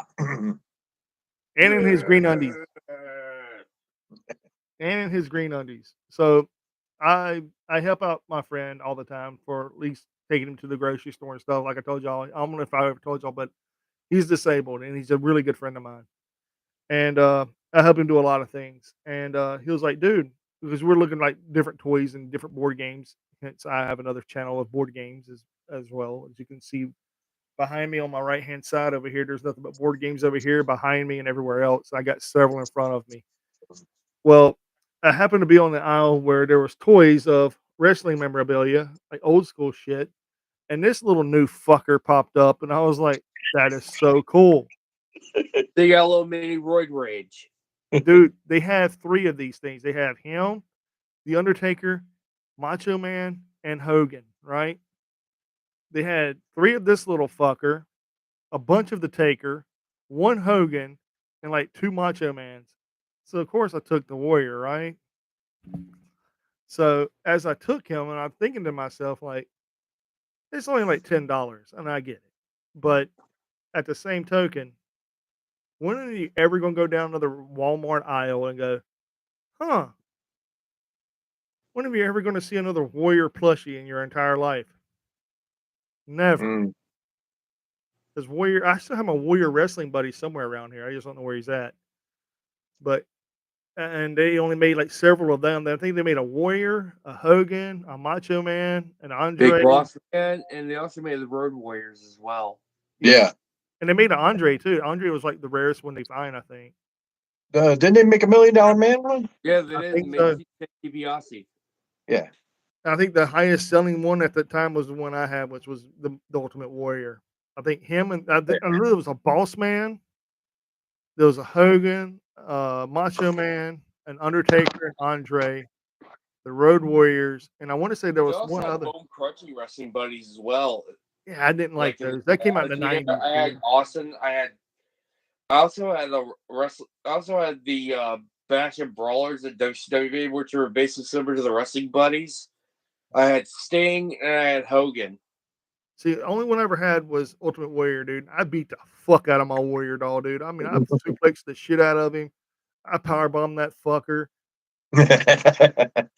I wanted one, but I think at the time, let me see. God, when did them things come out? Those late, came out like late 80s, early The 90s. Wrestling Buddies came out in like 90 or 91, I think. Yeah, and then the Bone Crushers came out like late 90s.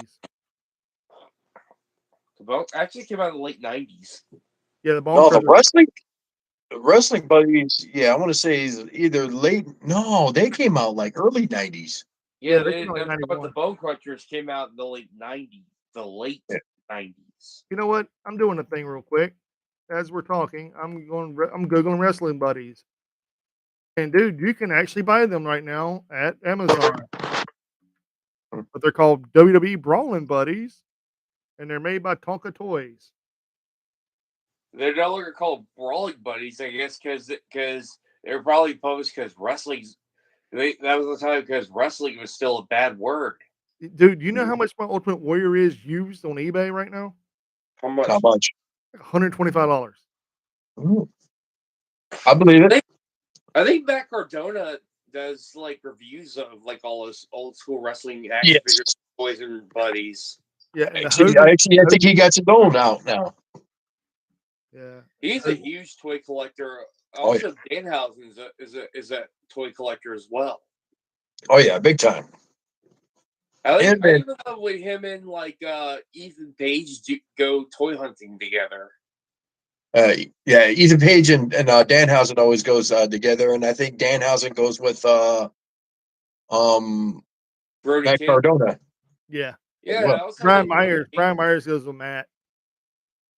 I'm looking at a twin pack of Hulk Hogan and Ultimate Warrior side by side on eBay, $250 fucking. You got to be shitting me. Yeah. You gotta be. Yeah, all that old stuff is worth money. Like right now, I got sitting in one of my display cases. I got a Hogan and Ultimate Warrior squirt guns. How much are those worth? I don't know. I never looked them up. I have a Jason David Frank Bloodshot comic book, issue number 1, autographed by Jason David Frank, who played him in a fan film. Yeah, the original Green Ranger from Power Rangers autographed it. He did it about over a year before he committed suicide. Holy shit! Yeah, get this. Yeah. The Big Boss Man.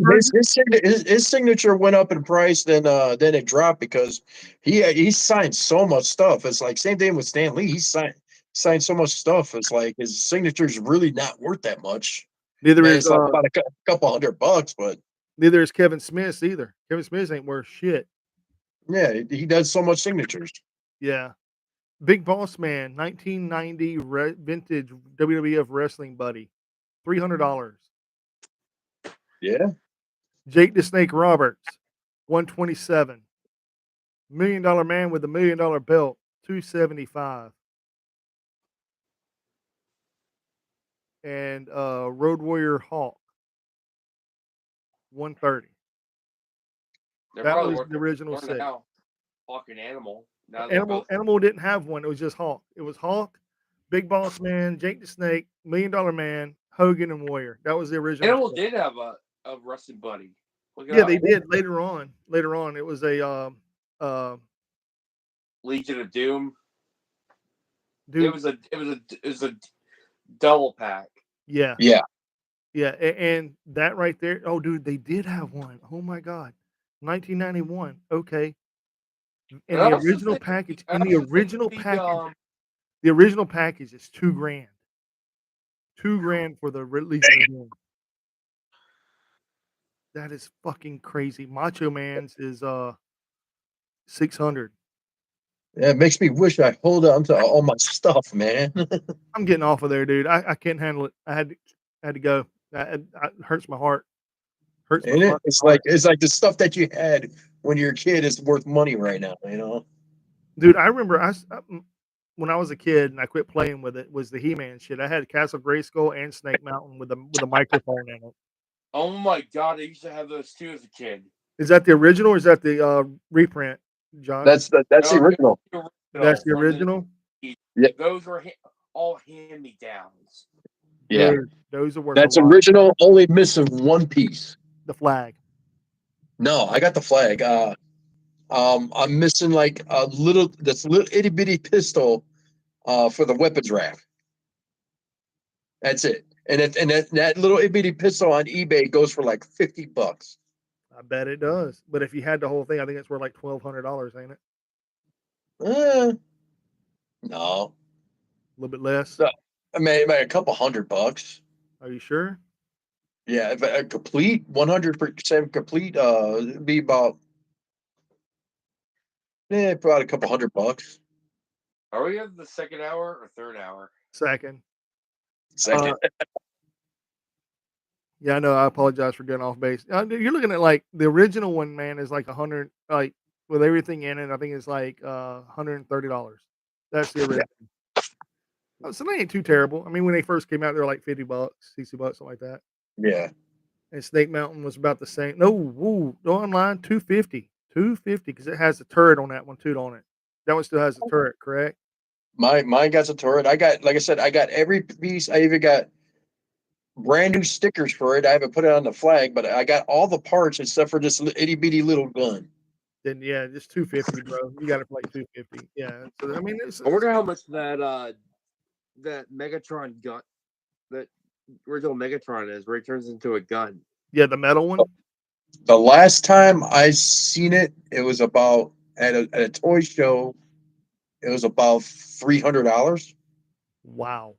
but that was quite a few years ago. I'm pretty sure it's probably 500 now. Shit, man, that's crazy. How do we get talking about toys when we're talking about wrestling, right? Yeah. It's the craziest thing in the world. I don't know. So I'm gonna go backtrack a little bit because I watched all of Hood Slam, which everybody should do in my personal opinion. I'm And gonna watch that when I get off. When we go off tonight. okay, cool. I know what you did last Hood Slam. Um, it's it's it's different, and I will say that. And I really enjoyed the match between Mansoor and Dark Sheik. It was a 20-minute match. Phenomenal match. The best match of the night was the gauntlet match between Captain Jack Janela, Joey Janela, Arr, with a championship. Mm. The championship is literally a ship in a bottle. That's the championship. The championship is literally, Championship. yeah, it's a ship in a bottle. And whenever you win the championship, you have to live your life as if you were a pirate. Hey man, I don't make up these rules. It's just real, okay? It's just Hey, if anyone can live up to a pirate, is the grizzled young You veteran. talk about someone doing drugs right there, man. What the fuck is that promoter doing? You know what tag team I also want to hear is. okay. Okay, you speak of they're in the match between Joey Janela, Peter Pan, um, Myra, Peter, and Milo. Peter Pan. All right, look. So I'm not going to tell you what happens in the match. Can't tell you that. All I can tell you is it's a gauntlet match, and there's 4 people that come out to face Joey Janela. Or was it 5? 4 or 5 people. Anyway, if Joey Janela loses anytime during this gauntlet match, he loses the championship, and the other person who wins it has to live their life as a pirate and defend it as if they were a pirate every time they come out to the show. So I guess a pirate's life is for them then. Yeah, hey, that's exactly what Joe Brody said, bro. Oh Jesus! So Oh my god! I hit I the gotta nail see on the this. head. Oh my god! so the intergalactic tag teams championships were not on the line, but the people that are in the tag team championships were on the show. And the intergalactic tag, It sounds like something that Chris Statlander would hold back a few years ago. dude, if you've never seen the intergalactic tag team championships, it has the Incredible Hulk face on it. Like remember, like the old face. It's literally one of those spray painted with a pair of little bitty laser guns that are all styrofoam made, and it's on a belt. Like legit, dude. I can't Oh make That's this shit up. jeez! dude. That is awesome, man. I want That those makes the belts. hardcore belt look like child's play. Yeah. And then the Glampian belt is basically an Adidas sign that's shaped like an H, and it's all like real shiny, like tinfoil. And Hop Daddy has that. He is the Glampian. I And like. then you have the Oh other jeez! champion is the other champion is the king of the owner of the Golden Fanny Packs Championship, and that is Kenny What K. is it? What is that like a tribute to The Rock or something? Dude, I don't know. I don't make this shit up. I just watch it. It's freaking great. Someone's on drugs, man. Someone's on drugs. Well, you can't bring your kids to these shows, of course. You know, it's only 21 years of age and older, bro. And you got to check your fucks at the door, and your kids aren't fucking welcome. So, Good. and it takes place in Oakland, California, bro. And it's always hosted by yours truly, Joe Brody. And that dude is amazing. And Dumb Ho, I think his name is Anton Voorhees. He wrestled God, I think he wrestled Kenny K and got beat. And he literally had a shirt that says Dumb Ho on it. Like it's in a Wow. big diamond and everything that's pink and purple glitter. And Dumb Ho is like written in like glittery form, dude. It's hilarious as shit. Oh And Jesus! and there's a shirt that says check your fucks at the door, and it's black and white. It's fucking amazing. So yeah, dude. It to me, it's some of the best shit they've ever done. And the I know what you did last Hood Slam is epic. And Mansoor come out there and he was like, "Yeah, Sheiky baby, me and you and Big Bobby Burger Hands and Big this Bobby Burger Hands. yeah, and like four other people he named." And she's like, and then Brooke Havoc was there, who is also a phenomenal wrestler. She was there, and he goes, "Do I know you? Who are you?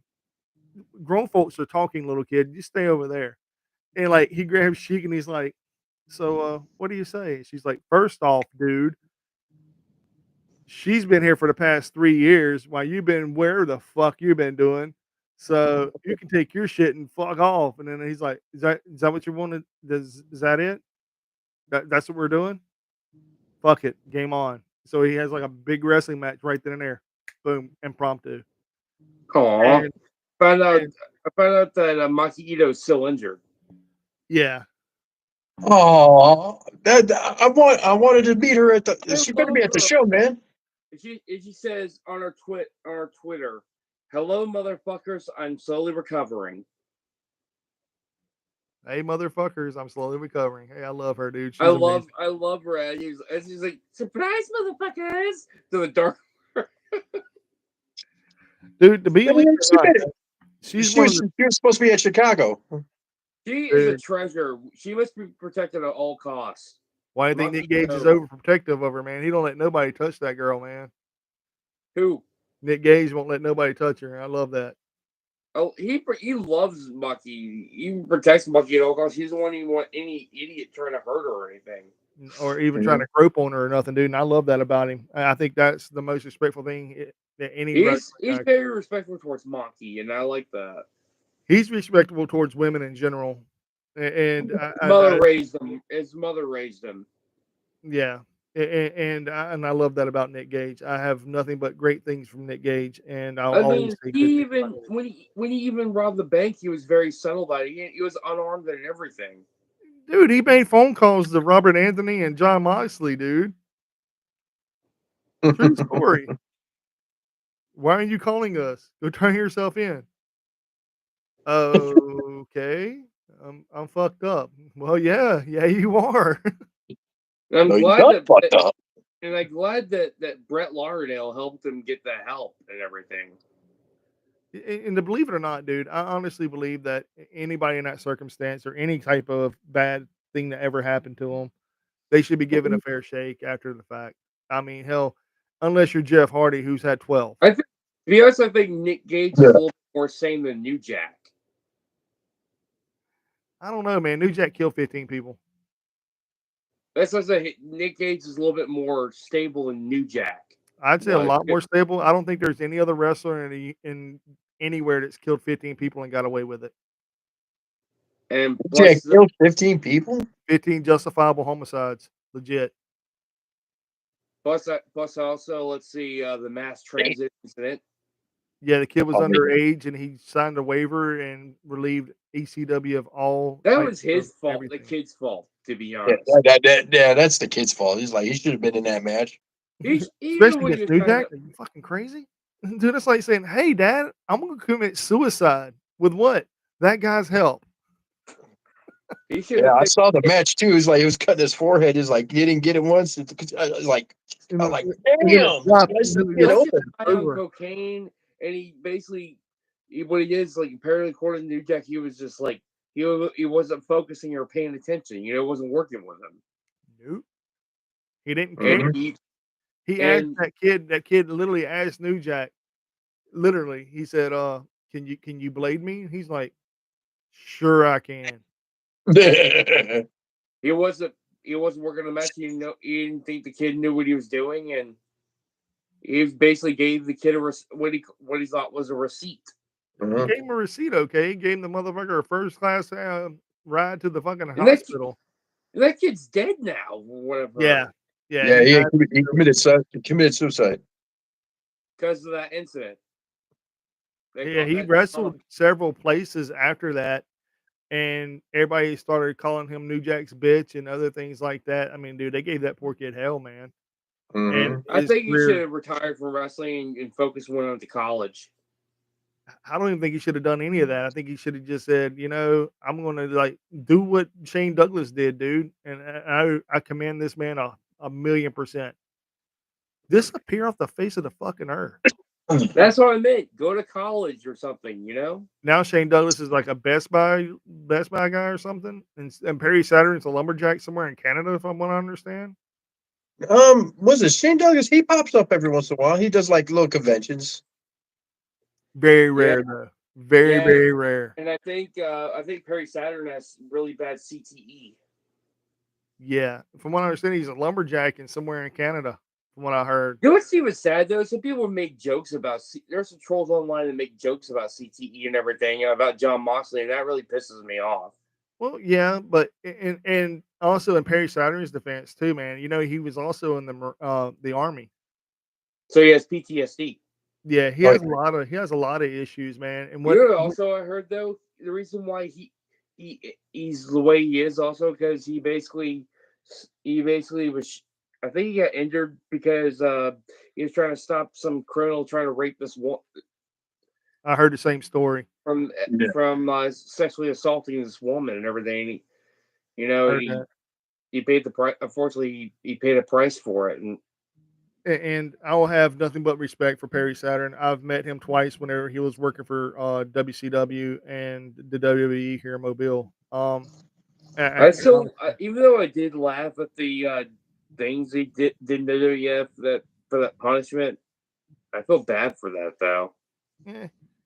Yeah, no, I mean, the thing about I did Perry that "You're welcome" thing was pretty funny. I did thought it was funny when he did say, "Devon, get the muffins." You're welcome. And the crazy thing though, man, yeah, he was out there. But from what I understand, what really sent him over the edge was whenever when Eddie passed away, Perry Saturn's mental health started deteriorating quickly. And after Benoit did what he did to his family and everything, they asked Perry what he thought about it, and he had no comment. But you could see in his face, like, he was broken. he didn't know what to say, man. Like, he was literally in tears and mad. And the craziest thing about that whole ordeal, in my personal opinion, is Perry Saturn knows a lot of people's demons. And to have that burden on you, to have that stress level on you and not say nothing to nobody for so many years, Mhm. it could probably do what it done to him and made him lose his fucking shit. Yeah. He was I mean, homeless for quite a while and everything too. yeah, he's been homeless from what I remember. He was homeless for like 3 years, and Terry Reynolds went and found him. I think it was Terry. I'm not 100% sure on that part. I know it was a woman that went and found him. I think a woman It was or Terry. He was close with. She was close with Saturn. yeah, and she's the one who helped get New Jack sober too, man. And everybody's like, "Oh yeah, they're just fucking," and she was like, "Yeah, we had a relationship, but it was more about him being sober than it was anything." And I've always had a huge crush on Terry because of how great, not just because of how good looking she is still to this day, but because of He was a who she is, sweetheart. dude. Oh yeah. Dude, Dustin messed up whenever he let that one walk away, man. For all, I'm not going to he said she said or anything, but dude, he let a real one get away, dude. He really did. And But he is doing well though, oh, for I whatever. agree. I agree. Him and their daughter. Um, He's a grandfather now, for what I've yeah, heard, and Dustin remarried, and he has another good wife too. yeah. Mhm. But in all seriousness, though, man, Terry was by far one of the shoot. If I had a first woman crush in wrestling, it was her. I'm not even gonna lie and say it was It anybody just else. sucks the whole drama between her and and Dusty. Yeah, but that was all stemmed from Dustin too, though. It wasn't just her. It Mhm. was what he would tell his father, and she even said that too. Like it wasn't just stuff that he would think of; it was stuff that Dustin would tell Dusty, and she hated that part. But before he died, though, she said they all patched that up together, and all that it all went away after they were divorced. They But became good friends. They decided to stay friends for their daughter, and I like that for and Dakota. Dusty was even cool with it too, though, man. So, man, how do we get on these subjects, bro? I'm telling you, I love it, but my We God, would jump around, man. I remember the last time I seen Terry Reynolds, it was Goldust versus Brian Pillman. It was that angle, and I got to see Brian Pillman for the last time that at was that the in shotgun Saturday Chicago. night? Was that the shotgun Saturday night when she exposed herself to him? No, it was I think that was shotgun Saturday night when she exposed herself, wasn't it? With the Brian Pillman? what it was is that it was they taped two shows for because I think Raw wasn't happening or something like that. So I think it was a Saturday night they taped it for, and I remember they were up in the crowd in the second level, and I remember Gold Dust came running right past me. I was on the floor, so he came right past me. So I got like some kind of crappy ass photo of me trying to do like a little quick selfie with an old ass camera and everything. And it's like I got like an extreme close up of his face, like. That's still But good. yeah, I think I remember. Yeah, that was the last time I seen her, and that was the last time I seen Brian Pillman alive because it was right before that pay per view happened. Bad blood. Yeah, He died. He died right. He was supposed to be on on that show, but the he guy was like the day of or the day before or something like that. he did show up at SummerSlam though, where he wrestled Goldust. I know that. Yeah. Mhm. That was his last pay per view with WWF. Yeah, but yeah, it was that angle that where he stole Goldust's wife, and they were supposed to have the match, and then he passed away like right before the pay per view happened. He OD'd and everything. It was, and here's the thing: it was Jim Cornette that Found him, it wasn't it? says, "Go tell Bruce Brian's dead." Yeah. Mm-hmm. Jim Cornette had to tell the bad news to everybody. He And was as the one much that had to shit we tell. give that man. Yeah, he's the one who had to tell the message to Bruce Pritchard. Yeah. Dude, He told a lot of bad news over his career, man. He told a lot of bad news. Oh, he hated that. He totally hated that incident with Owen Hart. It really broke his heart. It broke his heart, man, and I'm gonna be honest about some things I'm fixing to say. As much shit we give JC, old corny, a lot of it he deserves. I do agree, but on the same token, man, he's dealt with a lot more shit than people realize in his whole lifetime too. Oh I yeah. mean, he lost a lot of good friends. I mean, he was crying over when He cried when Bullet Bob died. Bullet Bob died. He cried when Bobby Eaton died. He even cried when Jay Briscoe died last year. He did because he said it was another one. Even though he didn't really care for their promo skills, he cared about their wrestling. He said it was a throwback, and he said it was like watching the old school of he says like watching the territories all over again. Whenever the four horsemen were making their ways up, and the fabulous Freebirds, and he even compared them to the Von Erichs. He literally compared them to the Von Erichs, man. And to be honest, though, Jim Cornette, what you laughing at? Oh my god, Des. I just saw this. So it's What is I it? can't see that. What is that? so is it the best we know we never needed? Hook versus Hook versus who? Jinder Mahal. Jinder Mahal. Let's get it. Let's Mhm. get it, man. Put it at, hey, you know what? It could happen at the New Japan show. Jinder Mahal and Hook. Battle in the Valley, baby. Neutral ground. But Jinder Mahal signed with WWE. It don't matter. Dude, what has he done there in the last year and a half? What has he done there since he lost his title to whoever? Jack think it and was Randy shit. Orton. Jack left town. Yeah. 4 years. He I mean, ain't done nothing. yeah. So let him go. Let him go fight Hook over there in Battle in the Valley. No, Hook at Homecoming.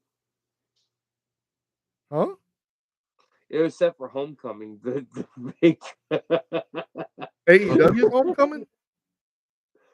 Yeah, Hook's wrestling Samoa Joe at Homecoming. I think We at don't need Daily's no, no, place. no. It needs to be in an actual neutral zone, man. I think Battle in the Valley is perfect.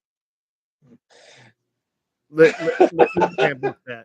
I think that'd be a Yeah. perfect booking for New Japan. Hook versus Jinder Mahal at Battle in the Valley. And Oh my honestly, God. and I think honestly it'd be a terrible match, but I think Jinder Mahal would win. Oh yeah. My friend gets tired of the trolling page, and look what he posted. An animated drawing of both Gorilla Monsoon and Bobby the Brain Heenan. And it has Gorilla Monsoon saying his famous catchphrase to Bobby the Brain Heenan when he makes a stupid pun. Cut it out. No, will you stop? Yeah, won't you stop. Oh, that's commentary. That was commentary gold right there. I know. Them two. You can't get away with the way Bobby the Brain Heenan used to fucking rib everybody, man. He's the Only fucking tear Hogan. apart He everybody. hated Hogan. He hated Hogan with a passion. No matter what promotion he was with, he hated Hogan. In the WCW, even when Hogan was a heel, and he was a heel, he still hated Hogan. He was a Horseman guy. Mm-hmm. Ric Flair, Ric Flair, Ric Flair. Even when Ric Flair was in the WWF, Ric Flair, Ric Flair, Ric Flair, Hogan sucks. You know? He said, "Whose side is this guy on? I don't trust this guy." Yeah, I exactly. always knew he was yellow on the inside as well. I remember when he went to join up with Hall and Nash to form the NWO that day at Bash to the Beach. I knew it. Dude, he's an amazing commentator. He was the best commentator of all But at the time. same time, that you can't get away with what he said on TV anymore. Especially Nope. when we made those racial jokes about Tito Santana. Oh man, About the did tacos, he tear apart?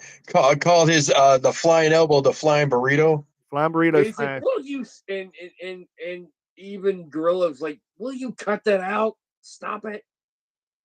dude. And to be honest, though, man, there is a lot of good things that happened with Bobby the Brain Heenan, and when they went to WCW, and we became part of the commentator crew. The very first Monday That's Night Nitro was amazing. with Him him and and Giovanni. Him and Zabisco were great. They went back Oh and yeah. forth with each other all the time. And then it was Shivani, and him and Tanay. Oh, he gave Tanay fits, dude. He put Tanay, I think he honestly put Tanay gray hairs way before his time. Mm-hmm. Like Tanay didn't know what to say. He's like, really, really, really, really. I remember that, dude. He was like tongue tied on Nitro. He was like, well, brain, well, really, Really? really, really. And who else was on commentary? Ed Ferrara at one time. Then you had Madden, and then uh, Eric Bischoff for a while. Mongo McMichael. There you go. Oh, dude, he gave Mongo fits too, but Mongo gave him hell, dude. Oh Mongo's yeah. like, I remember he goes, "You say one more word, I'm gonna put you in that ring, and you're gonna face me, Brain." Well, I think I have wasted my time here. I'm going to the back. I still thought it was pretty funny when Gorilla kicked Bobby the Brain Heenan out of the arena on Monday Night Raw. That was pretty funny too. That was on the second edition of Monday Night Raw, wasn't it? Yeah. Yeah, it's like basically he was quitting WWE, so they made him look like he got fired. Yeah. Yeah, like so he went to WCW and he was going to WCW and everything. Yeah, that was man, that was crazy back in the day, man. Mm-hmm. So, anyways, what else are we going to talk about? Well, there is one big other issue, but I want to hold off until the very last 30 minutes of our show, and that's about the Chris Jericho debacle still that's going around. Oh God. Okay. Oh, y'all ain't heard the news yet? No. What's coming out now? That's the problem. Nothing's come out. It's just what people are doing. People are just still stirring the pot, you know. Oh, I agree 100%. Oh yeah. I mean, it's like there's just no when this all dropped and everything, there was no facts about it. It was like, honestly, when they said Kylie Ray said it, I was like, if they would have said any other woman, female wrestler, I might have like believed it. But when they said Kylie Ray, I'm like, really? Out of everybody, they pulled that one out of that? Like, because he's the only one that didn't stay with AEW and he's still there and he did his little diatribe. But Yeah. the whole thing of the matter of it is this, in my personal opinion. If it held any water at all, Yeah. why in the world, or why isn't there any type of, I don't know, talk about it at all? So supposedly tomorrow night on Dynamite, he's gonna make another showing, if I'm not mistaken. Yeah. I thought you were gonna say another big announcement. God, I hope not. They don't need any more big announcements, man. However, I do have a question, and we'll get right back to that in like next couple of minutes. Hold on one second. Okay. I'm gonna stop it there. As you can tell, I'm gonna save it and write as random shit we talk about, and I'm gonna save that. Okay, cool. Now, as I was saying, there has been numerous people coming out and saying, not just dirt sheets, but other people as well. And I'm talking about fans and everybody talking about the Jericho situation. And what I mean by that is that, oh shit, no, I don't want to turn on carrot browsing. I want to turn that off. Oh, you're talking about the orange? I was thinking about the adult film, that adult model that's where Chris Jericho slips through DMs and everything. No, because that's horseshit too. But no, my whole deal was it's just like stirring the pot shit, you know? Yeah, dude. They're talking casting couch with Jericho, and they're talking about Sammy Guevara wanting to sexually assault Mercedes Moné. Oh yeah, Mercedes Moné. That was like years ago, and that's really. Yeah, I remember when that came out with the speaking out movement and everything. Me and too. he rebutted. He apologized for all that. He said he was young and dumb and stupid. Didn't Mercedes Moné forgave him for that? Yeah, Yeah. That beef 100%. has been squashed. They're beating a dead horse. That's all they're trying to do. They're just basically these fuckers want AEW to die, and that's their problem. And my whole ordeal was, okay, we talked about the Kylie Ray thing. We talked about Jericho. And supposedly Jericho is supposed to be back tomorrow night. And how the crowd reacts, everybody's saying, "Oh, the crowd's going to give him hell." But they're in Daly's place. And then there was another fan that said, "Oh, he could do what Chris Benoit did, and we would all praise him." I'm like, "What the fuck are you guys smoking?" These guys are just sick degenerates that basically want to post anything on Twitter just so they can have their 15 minutes of fucking fame. Yeah. Honestly, it's like what it is that he said he didn't sign the non-disclosure or whatever and everything. The other guy got butt hurt over that. He said he could reveal everything and all that, so he decided to drop rumors. And I heard that's biting Nick Houseman in the ass now. He's getting death threats from fans now. Yeah. It's like also a lot of journalists don't want nothing to do with Nick Houseman anymore because of that. And like I told Kelly, we're basically journalists here, dude. Like we're basically speaking what people are talking about, and we're very, very controversial in some things. Let me phrase that. I am very controversial in the shit I say. Okay, I admit, I know I am. I get it. I'm okay with that. If I wasn't, I wouldn't be doing this shit for fun. You know what I'm saying? But I don't try to hold myself not accountable for anything I say. Now, I try to also have facts behind everything I say as well before I just go around and go, "Oh yeah, blah blah blah blah blah said blah blah blah blah blah and yada yada blah blah." No, there has to be actual facts between anything I actually will not say. Yeah. And the reason why I was talking about Jericho is, like I told y'all earlier before we went live tonight, that I had to say something, and I haven't had no controversial rant, I would say, yet. Have I had anything controversial to say tonight? No. No. Not yet? Not yet. Not yet. Okay. So here's my controversial. I think I talked to y'all earlier about people making lists and awards and stuff like this, correct? Yeah. What is your opinion on someone making a list, and how long is this list supposed to be going on, and how many people you think you should get votes from besides just yourself? Like, kind of need to explain it more. Like what? Like a list of what? Like the best wrestling moves or Best wrestler. Let's say best like wrestler. Best wrestler in your area. You would be considered the Southwest. Am I correct? Midwest. Midwest. Okay. So the best Midwest wrestler that isn't part of WWE or NWA or any of the big promotions, an indie wrestler. Okay. Best up and comer wrestler. All these things, right?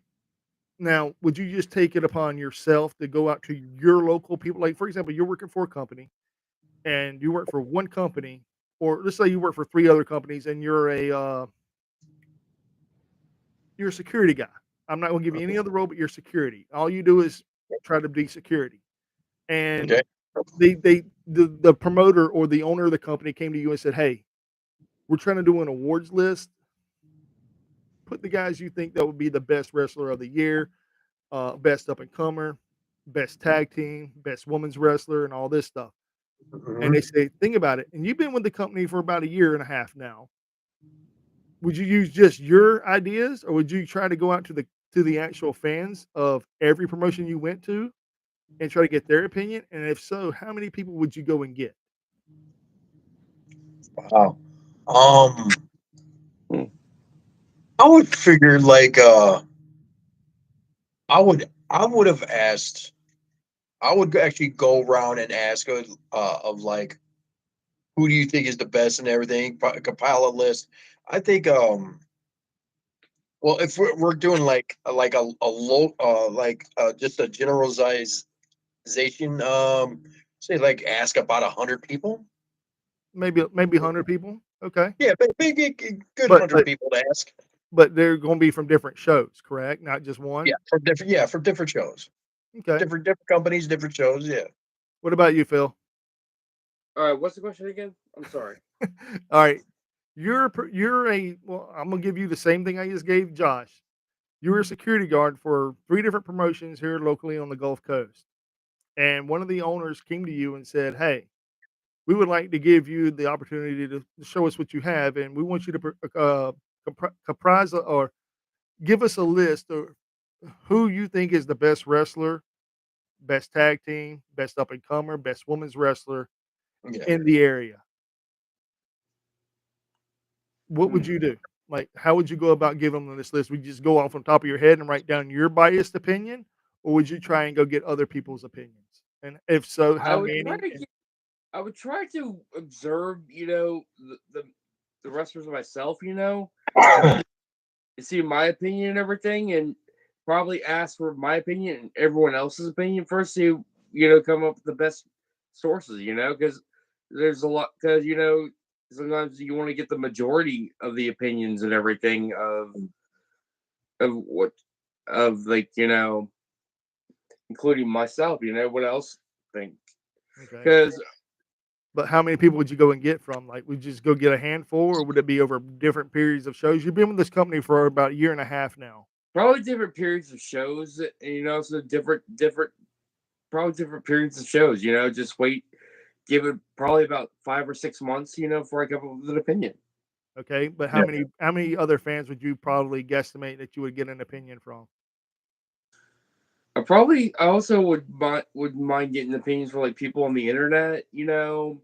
Like some people from the IWC, the Okay, non-toxic ones, the ones that actually a have brain. some sense in their brain. Okay, Also, let's see, fans from different shows, like the casuals, the hardcore fans. right. Yeah. I mean, that's understandable. So you Yeah. basically have two different opinions on what you would do. And I love that. I love that because nobody's wrong on this answer. But here's my idea. All right. You work for a company, and let's just say you're a referee. I'm just All throwing right. that out there hypothetically. You're a referee. Okay. You're supposed to be a non biased opinion of the outcome of the match, but you also have the final outcome of every single match because you're a referee, correct? Yeah. Yeah. Okay. But they nobody tasked you with this job, but you just went about it yourself and asked a handful of people at one show. Do you think that's the right way to come about a list of all this stuff? At Sometimes one show? One it just show, one show, a handful of people, including your own biased opinion. No. So that should be like blatant no, right? Yeah. Okay. So what I'm about to tell you is a legit story and it's legit truth because I'm that guy tonight and I like to like stir the pot, as you would say, because that's who the fuck I am. Yesterday, I was minding my own 2 cents, minding my business. And one of the former guys that was a digital consultant, he was our camera guy. I'm not going to say his name. He posted and said, I don't understand why people post their top 5, 10, 15, 20, 25, 50, 100 people when it's just the same shit and it's their own opinion and don't give no reason nobody to vote. And the person and that did this thing said, "Well, I stand by my decision." Let me rephrase that. I will give you verbatim on every bit of this. Can y'all still hear me? Still hear me? Can y'all hear me good? Yeah. Yeah.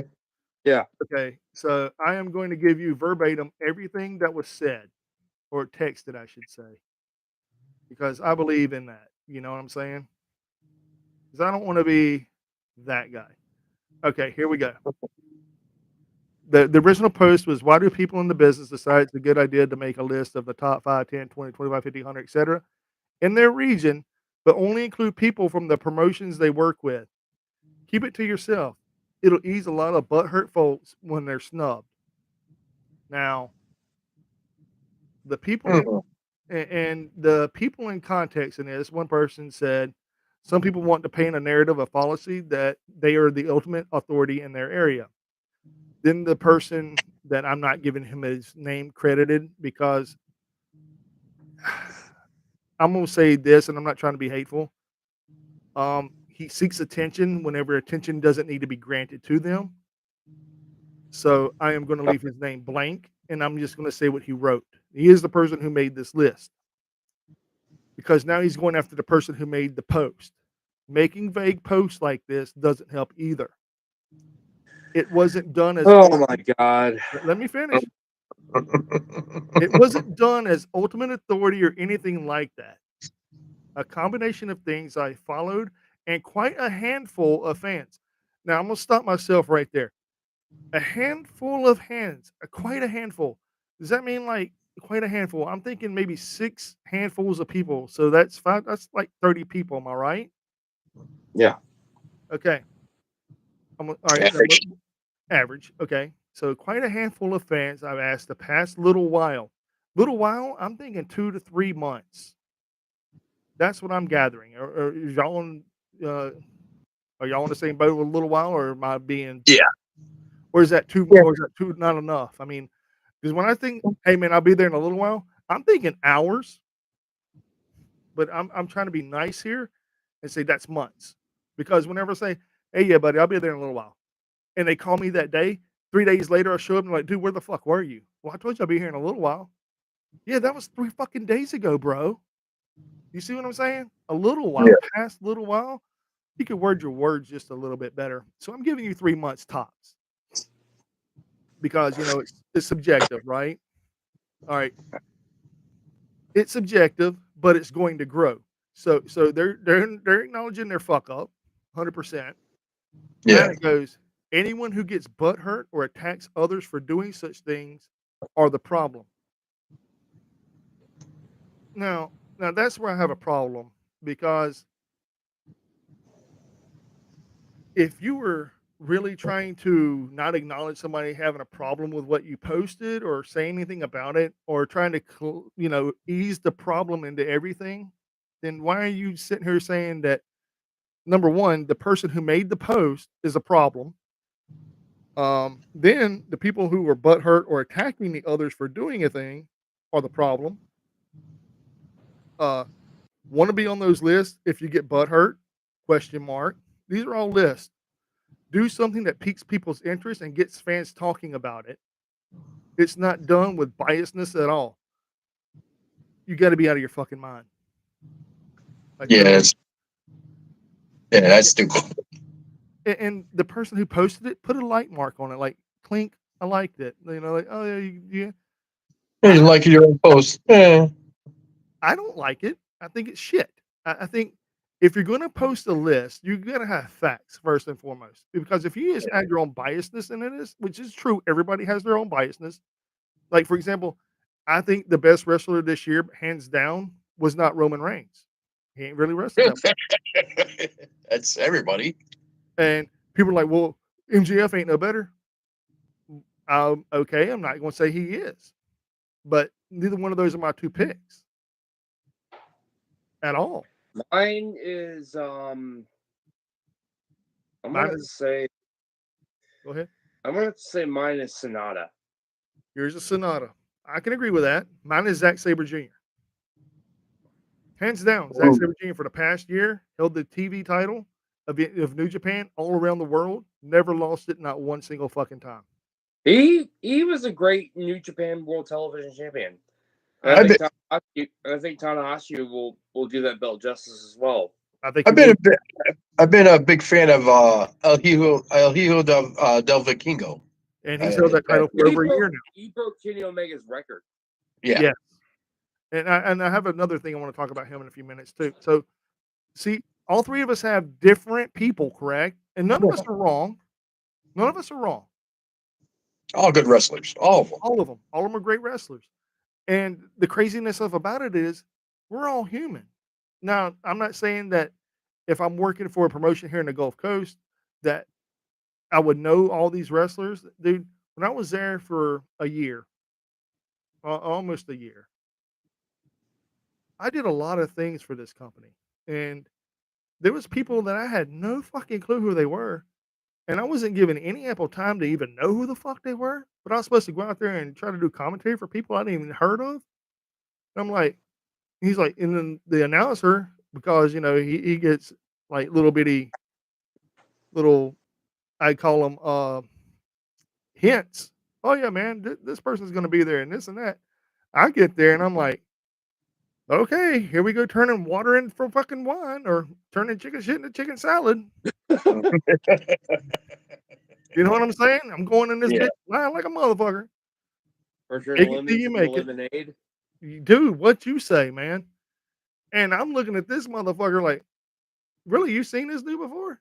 Oh yeah, man, I've watched him wrestle here, here, here, and here. And I'm like, you're out of your motherfucking mind, you have, dude. I never heard of this motherfucker a day in my life. And I watch a lot of wrestling, and I know a lot of the indies, and I know a lot of the shit that goes on down here, and I don't know who the fuck that dude is. Uh-huh. But and he would just look at me like, haha, you gotta get with the times, man. I'm like, bro, you're smoking dope. There ain't no way in hell you know who the fuck that dude is. Because I ain't never heard of him, number one. And I know a lot of shit, dude. If I can YouTube a name and nothing pops up for that motherfucker, guess Mhm. what? That motherfucker don't exist. Mass transit. You know what I'm saying? Like I can Yeah. Google this dude, man. I'm telling you now, I shit you not. This dude's like, yeah, man, I watched him wrestle here, here, and here. While he's sitting there saying this shit, I'm on my phone Googling, YouTubing. And when the YouTubes and the Google come up with nothing, It's like, Mhm. get out of your someone making some bullshit. Yeah. That's like some of the That's what like a Vince McMahon would do. Bro, He's I a was great like, up-and-coming wrestler, right? I'm like, all Like right, the Intercontinental cool. Championship was formatted from the North American to the South American. So here I am trying to piggyback off this motherfucker because my color commentary is god on point. But here I am trying to play color analyst as well, going, so where are they from? Oh man, they're from this place and that place and all over. And I'm like, huh? And my brain is trying to do color commentary. Had a stone cold. What? Yeah, my brain is going, Who? Or like the E drones. Who? yeah, exactly. Dude, I still have some commentary I hadn't even released yet. I went back and watched it, and you can see my face is like, huh? Are you Huh? fucking kidding me right now? And you can see my face looking down at my phone going, what the fuck? There ain't no way this dude knows about this dude. This dude don't exist. But You know, two of the people out of the three did not exist. The third person I Googled, I was like, okay, maybe he knows his shit. So then I'm like, maybe this dude does know some shit I don't know, right? But look at. he's I like, mean, look at. I don't know. It makes me wonder how Kevin Kelly had to go through when he was in WWE. bro, but he knew everybody there. He knew everybody there. He knew all the up and comers, knew where they came from, where they started. Kevin Kelly's still an awesome color analyst in Ring of Honor AEW on Collision. Hands down, one of the best of all time, in my personal opinion. Even though New Japan, he was fucking phenomenal. Dude is great on the microphone. Like he's spot on. Now, my whole deal with this, what I'm saying though, is here I am trying to do this shit, and I'm sitting, my brain is not going to the IQ level of pardon me, of a person that doesn't have any brain cells. It doesn't go on the spectrum of simple. It stays up there with level-headed new human beings and say, this is bullshit. So, and here I am listening to him talk, and I'm like, really? That's where this dude is from? All over. Yeah, man. And he's a great guy. And I'm like, Why did you just say he's from parts unknown? dude, like you can see me, man. I'm sitting there like this for like 5 minutes almost, man. Like I'm not even saying a word because my brain is like, Mm. the word I'm going to use is not nice and it's not PG rated, and it's all like, "Are you fucking insane?" But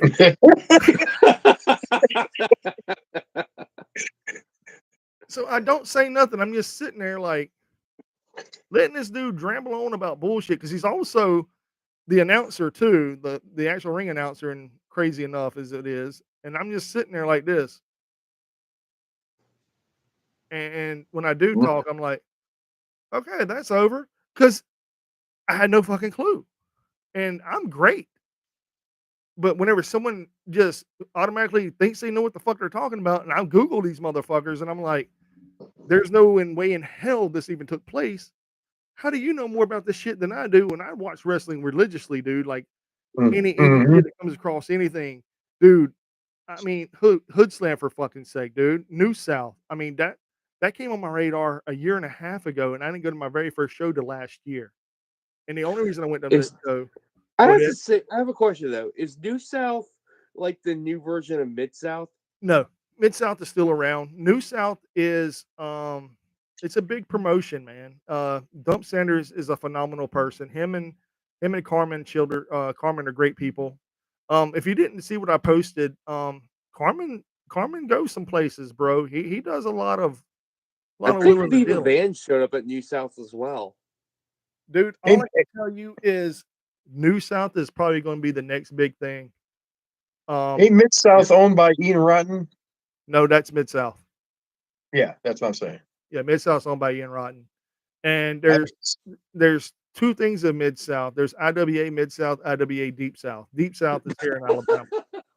Someone made a Bobby the Brain Heenan biography titled "Will You Stop?" That's good. But the thing is though, so back to what I was saying, all this stuff about dude, and then another dude goes, "Dude, you're gonna make people cry." And then another person goes, "Wouldn't be the first time and definitely won't be the last." And then a wrestler goes, "Yeah, well, laughter maybe." And this is what I posted because I'm me, and you all know me pretty well, I would assume. So I said, well, if you're dealing with people who only see their product, then there lies the problem. The only way to see or make a list is know the area better than the said person making the list. Trust me, it can't be that hard. Need help? Ask fans. That way, to be unbiased, you know the area better, and the people paying to see shows will never have to wonder if you are playing politics. And I said, if you don't listen to Ringside Rants, it's cool. You can do life wrong. Besides, who wants to listen to a couple of guys who actually talks about wrestling? I mean, yeah. all promotions and all stories that are relevant. Even try and have talent come on and put themselves over. Yeah, And choose Ringside Rant. just like we also have some good old fashioned wrestling talk too, just like Yeah, corny. yeah. And I said, yeah, choose Ringside Rants. Your ears will thank you. And then I even posted our last podcast for we are everywhere. And then Mushmouth's mama, which I'm not going to, we just call him Mushmouth. If you don't like somebody's list, don't read it, don't comment on it. Just like I don't watch award shows, which are still just somebody's list. Now, Exactly. I don't if I don't like anyone's opinion, you know what? That's cool. You know, like Yeah. I'm not a man. I like their opinion. I'll just just move on, do something else. You know, I'm not gonna let right, it get. I'm not gonna lose sleep over it. right. So then the person I barely care for as a human being, they said the lists are rigged and controlled by promoters and friends of. It's a version of politics that the boys use to put themselves and friends over. If it were a real award or list that mattered, we would allow the public to vote. And the other guy goes, most of those lists are just gimmicks anyway. A top what the fuck ever list is always going to be a subjective based on whatever that person sees most. Pretending like any list isn't going to be biased is ignorant. And Mhm. another person said, kills time, right? So that was done. That was said. And then another thing happened because that same person I could barely care for posted another thing. Let me find it here in a second. But here they are. Is they posted a post that said it had Steve Buscemi and Mr. Deeds whenever he's putting a list of people to kill. You know what I'm talking about? Whenever he's in there, Yeah, yeah. Billy Madison. not Billy Madison. That wasn't Billy Madison. That was Mr. Deeds. Wasn't it No, Mr. that Deeds? was no Mr. Easy played Crazy Eyes. It was Billy Madison that he had people to kill. Okay, Billy Madison. I fucked up Yeah. again. Sorry, my bad. Yeah. Well, So we had the sound crowd in for you fucked up. yeah, I know, right? But anyway, a little mean. Well, that, and then it has above it people who make top Gold Coast wrestlers list. And of course, me, I'm that guy as usual. I posted first, and I said, also, same people think of booking gimmick matches monthly sell tickets. The dude who posted the post put a like a wow face, like wow, like holy shit, right? Uh huh. And then the next person said, gonna put them on the list. And then the dude said they're the ones making the list. Then the person that made the other comment, the list, we're having trouble playing this video at this time, and it's people who whine about people who make lists. And they just made, and Chris Jericho saw them, they just made the list. Oh, of course, 100%. Well, yeah, and so the other person who made this post called him out by name and says, "Look how quick somebody who's guilty is to change the narrative. I'm not whining about anything, but I'm calling out the blatant bias from Gulf Coast wrestling journalists slash media. That's what's wrong with America. People value their opinions more than facts and votes. How can anyone receive a fair shot when everything is rigged by promoters and bookers? Worst of all, gatekeepers and locker room politicians." Yeah. Well, they need to do like what EC3 did, control their own narrative. Exactly. Well, then the person that responded with the diatribe of whatever the fuck it was. The funny part is the list I made wasn't just my views, it was some fans I've asked. And again, remember the handful I said earlier? Now it went from a handful to some fans. So it dropped from like 30 people already, in my opinion, down to like 10. Am I wrong with Yeah. that aspect? Am I wrong with that assumption, or should I add the 10 people to the handful? Hmm. What would y'all do? No, I was like, I'd go to a lot of shows and try to get all the opinions I can. I mean, I can't, Right, it's right. like, So what he just said on the other post is I had some handfuls of fans, which I'm thinking handfuls like grab a couple handfuls, and Boom, I you're got talking about like indie shows, and it's like, what's a handful? I'm like, what the 5 people that showed up? yeah. So again, I'm gonna be honest. They haven't sold a show out in a couple of months. That's a true story. As I know where he works, and I know what promotions this dude works for. I know everything. I know gate sales and everything. Hence, I'm motherfucking everywhere. And I'm never there ever, and I know more about the promotion than this dude that supposedly a referee does, and that's sad. So the thing is, it went from some handfuls down to a few fans, or I'm sorry, some fans, and he put some fans in quotation marks. Oh wait, I'm sorry. No, he didn't. He said, "Funny part is the list I made wasn't just my views; it was some fans I've asked, no politics or anything you're bringing up. So yeah, my point stands. As for what you're talking about, that's a different subject altogether." Mhm. And then the guy rebutted and said, "That's right. Deflect the negativity from your list onto some fans that gave you their opinion. You really are what's wrong with America. Keep pushing whatever narrative or agenda you want. People will see right through the lies." Oh my And god! Damn. I've been called. That's like saying that you're part of the problem. You're the reason. Like I think it's crazy though. I think the internet is and also I'm not trying to be mess, but also about wrestling. I think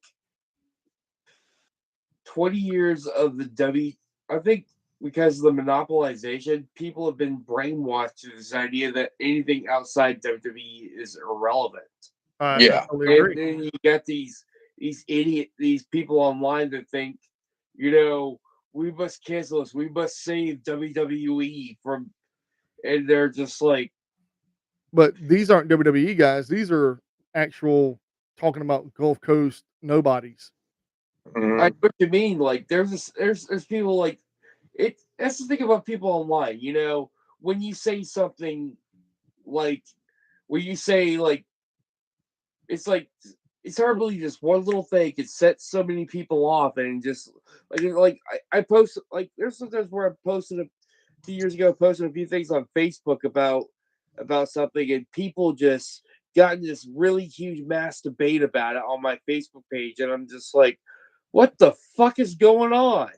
exactly my point.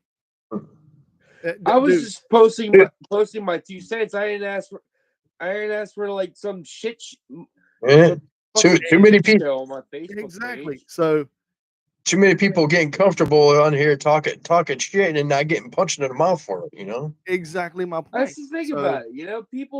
People think they can get away with stuff. They basically feel like they can get away without suffering consequences now these days. oh, I Yeah. totally agree. But this ain't the best part. So that person that he was talking about says, keep not getting booked.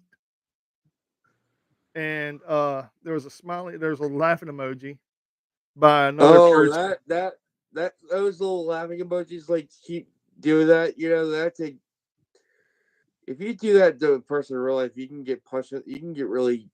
That's Yeah. what when fights are getting started, dude. Okay. Mhm. So then the person says, enjoy kissing ass for your bookings. And then the other person goes, I don't do that. Nice try. Then, of course, your surely has to go, you know what? Now it's my turn, right? Because I got to play the asshole on both ends. Because you're both wrong, in my opinion. But I'm going to sit here and defend one person that I really don't really care for as a human being. But at the same token, I am going to make sure this referee person knows their fucking place in line and it's beneath me. So here it goes. I said, well, that is a conundrum. Here's a fact. I know things about a lot of people. Fact one, when a person or people say they did a thing, chances are they didn't. Who are said fans? Know their names? How many shows did they attend? Look, I'm being unbiased since these are easy facts. To get a real unbiased opinion, you need more than the people at one show. Do a poll for at least 6 months for a small list, which is like half a year. 12 months for a full list for a whole fucking year. So therefore, before talking, have more than a handful of people, have names of hundreds. Makes easier for tracking purposes. Me and my co-hosts, which right now are three, which I include myself, not one of them, because you are all the co-hosts. I am not a host. We're all co-hosts together. Right now we're three. Most of the time we're four. We all talk about huge stories, rumors, and even cover local indie feds. We just don't cover one. The reason why is because I don't like being lied to. They threw the first stone. I threw my last one for now. I have plenty more. I have chosen a different route. Please don't insult people any further. Stick by your guns. I admire it. Stick to being a ref. Nobody pays you any attention. And the dude who wrote it says, I agree. He should stick to refereeing, and we should let the people vote. Now, that was done and said and over with.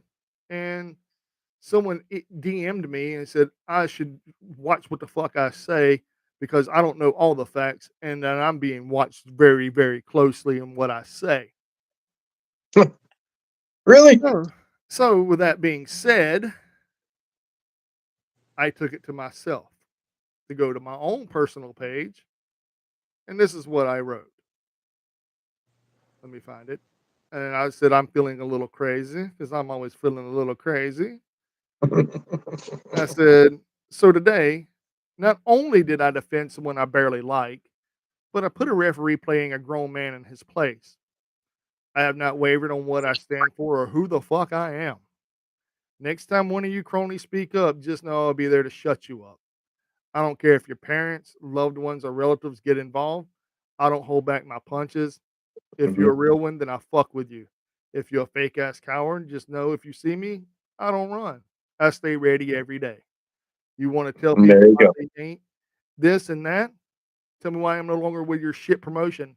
Let me help you out. You run your mouths behind this media platform where you all see me in public. You look for the quickest exit. I run from no man. I don't block nobody.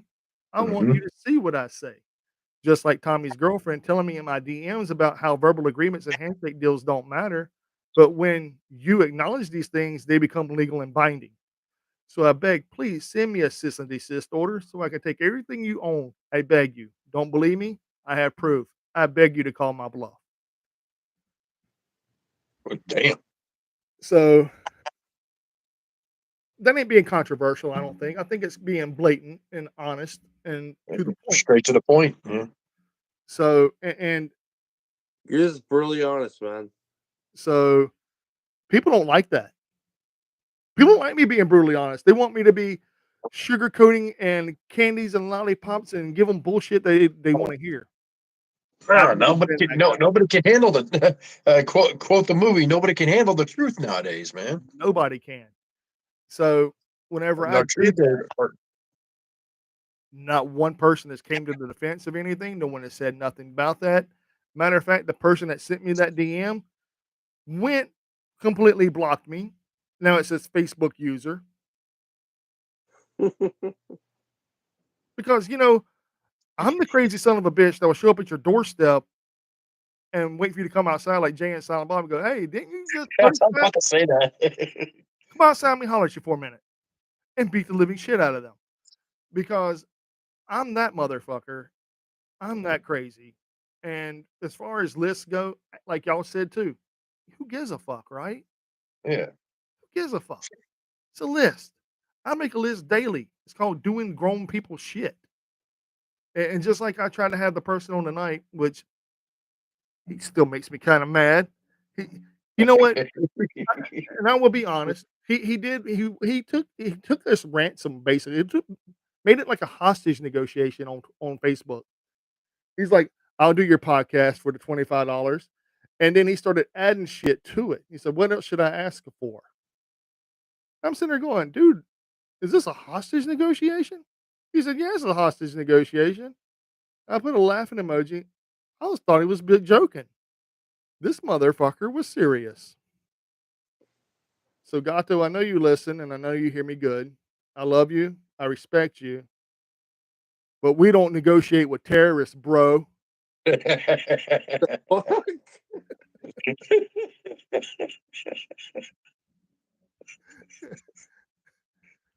Wow. yeah.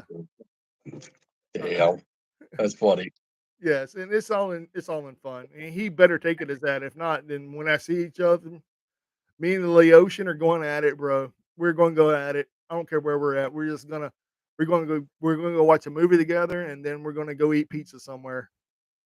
Make it There a you steel We're cage gonna do. match too. Huh? Make it a steel cage while you're Oh at yeah. it. Oh yeah, dude. Yeah, we'll hell yeah. I'll put him in a steel cage. Hell yeah, why not? Let's do it. Fight in the back of Arby's. Yeah, fuck it, hey, dude. We'll fight in a ball pit at Chick-fil-A. What's up, bro? Oh my god. When I think of the ball pit, it made me think of when Crash Holly was getting jumped by the headbangers. At Chuck E. Cheese's. That was hilarious. God Almighty, dude. Would you please let me sleep? But no, in all seriousness, though, man, I'm going to keep sending my invites to him continuously until he either accepts it or blocks me on Facebook. Game on, bitch. Nah, he's a good person in reality, man. I have nothing but respect for him. I fuck with him religiously. He's a great guy. But this is ringside rants, right? And we can't be ringside rants without a rant, right? So there's my Okay. There you rant. go. There's your rant for today. There's my rant. Does anybody else have a rant they want to get off their chest? I pretty much said it, but have my rant about how I feel about how WWE has monopolized North America for 20 years. That made everyone soft. SAWFT soft or SOFT soft? Made the North American IWC soft. Soft? I agree, 100%. Well, but they complain about blood now these days. They complain about the violence in AEW and GCW. I'm just like, or they were too. They were too. Been missing that. Dude, and the crazy part about it is they will praise GCW but hate every other promotion, but then love WWE at the same time. Love WWE, love GCW, and then shit on every other promotion. I don't get it, dude. I don't get it. Now, They think New Japan's just some indie promotion. It's not. It's not. dude. That's one of the top five. That's top five right there. Well, the reason they say this, and I'll quote them because I read 3 of the reports today. Well, New Year's Bash didn't look like a real promotion. What was it held in, like a convention hall? I'm like, Yeah. What the fuck, dude? Seriously? What the fuck? You're mad because it's held in the convention hall. You're mad They because got they bitched about Corkin Hall. They thought it was just some random bingo hall. It was like Corkin Hall is like the mecca of Japanese pro wrestling. nope, the Tokyo Dome isn't. Huh? Tokyo Dome. Okay, both the Tokyo Dome and Corkin Hall are like the mecca of Japanese pro wrestling. They're the Madison Square Garden. Yes, the Madison Square Garden. I have to say though, the Corkin Hall is the ECW arena of Japanese pro wrestling. I would agree with that. I would agree with that 100%. Now, with that being said, people making their assumptions about New Japan Pro Wrestling, not just them, but like, well, DDT wrestles inside of like old school gymnasiums. I'm like, no, they wrestle just like New Japan does, all in the big formats too. They wrestle in gymnasiums as well, though. Like they do, they really do. But most of their shows are in the big formats. I think they had like 7 shows last year that were done in like gymnasiums. Well, sometimes New Japan Pro Wrestling, sometimes less is more. Yeah, they gotta realize it's like. Also, you gotta realize that Japan is like, how many places do they actually got where to wrestle? I mean, Japan is not that big. It's not like the United States. You got stadiums and stadiums and stadiums and stadiums. They got probably maybe 3 stadiums and 1,000 bingo halls. You know. And people are still building stadiums in America. Like gymnasiums more likely, but I do like the fact that you get a more up and close personal experience with the wrestlers than you do at a WWE show. Yeah. Well, also WWE, after they're done and over with, they try to make sure that their workers or talent is escorted out of the building very, very safely, put on buses, and moved to the next city. Exactly, because their fans are crazy as fuck, man. Hence the AEW speech for female wrestlers. If y'all haven't seen it, I suggest watching them. They're hilarious. I watched it. Yeah, female wrestlers are oh god. I even saw this one video where like Asuka was at an airport and she was signing autographs for everybody. I'm just like, leave that woman alone. Dude, because in Japan, they're done that way, man, but they're done in like circles in Japan, and it's more scarier than it is in Japan, in my personal opinion. I guess because Asuka's used to that, you know? Of course. I mean, she's been up in that shit, dude. I mean, 100%. I agree with it. But I remember, what was it? There was a photo that was a while back of Rey Mysterio coming off the plane. And you got this one guy that's got like a board just full of Funko Pops waiting for him to sign. It's like, hey, I'll sign one, but now he's saying all of these. And I was like, I don't blame him. No, man, because I mean, shit, dude. Like, what is it? Anna Jay said, like, yeah, we really appreciate you showing up to our restaurants and airports and hotels waiting on us. Yeah, we really appreciate that. She was being sarcastic. Oh, 100% being sarcastic, dude. I'm like, bro. Or when they get unwanted dick pics by, like, I think it was Kiera Hogan or I think it was Red Velvet, wasn't it? Red Velvet is talking about how they get unwanted dick pics from perverts. God Almighty! Or when Ruby Soho, and Ruby Soho. Oh God! Just imagine what Ty Mello got. Oh, dude, I don't even want to know. I don't even want to know. And just like, you know, Ruby Soho said that, you know, we really don't want to know what you did with the stuff of our ring worn gear that you bought from us. Oh my God! Wow.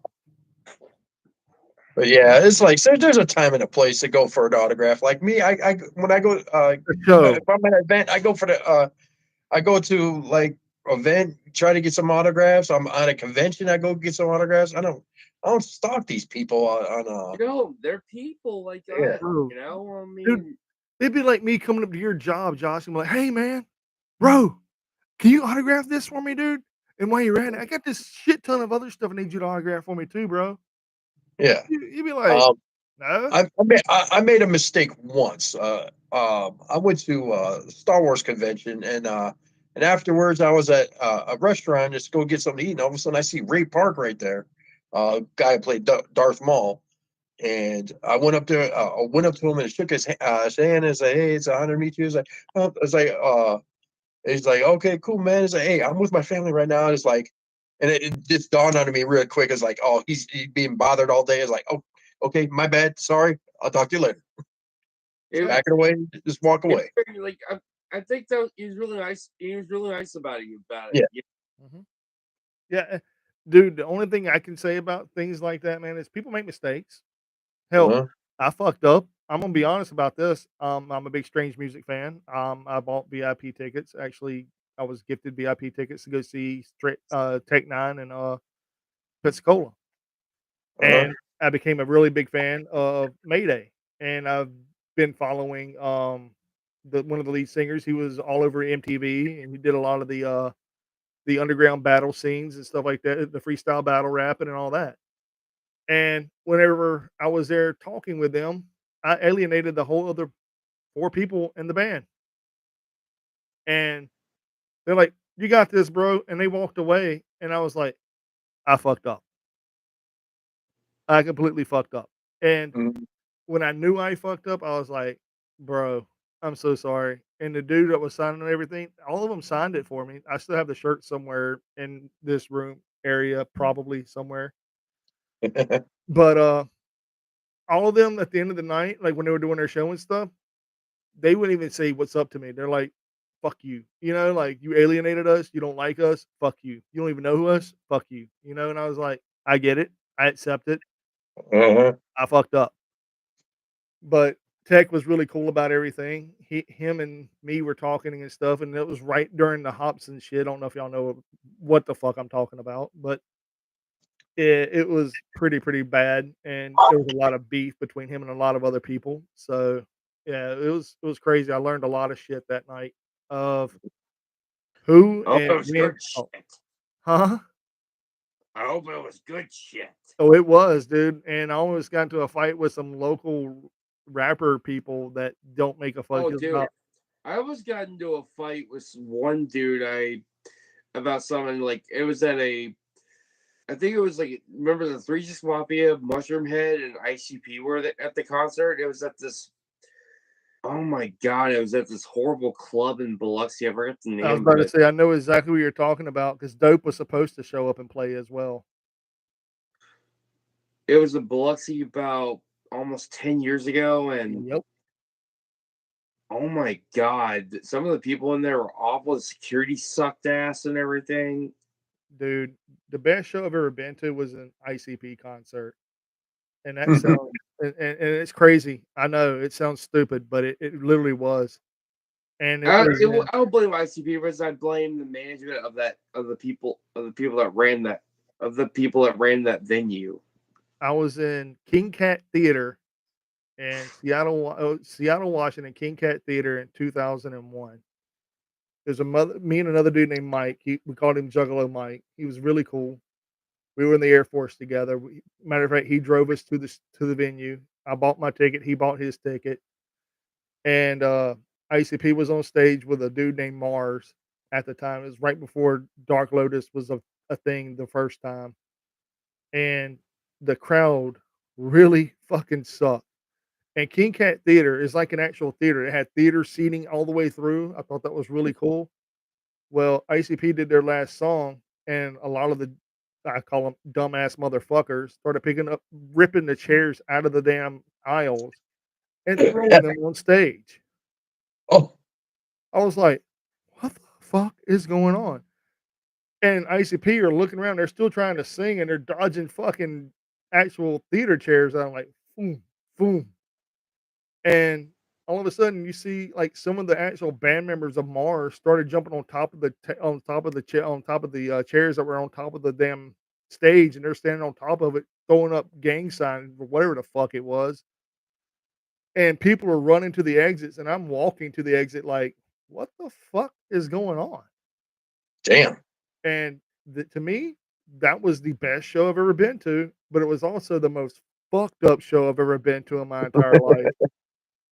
And everybody's like, "Dude, where are you going?" I'm like, "I rode with you, bro, and I bought this T-shirt, and this chick don't have no shirt on. Her tits are hanging out, so I gave my shirt to this chick, And she was like, "Thank you so much." And I was like, "You're welcome, dude." Like, I didn't even want it back. I was like, "I smell like fucking Fago, and you need to cover your tits up because if you don't, you're gonna get fucking molested." And she's like, "By who?" I was like, "You don't see them perverts walking behind us talking shit, yelling at you, whooping at you and shit, saying, 'Show us your tits.'" Oh, I ignore them.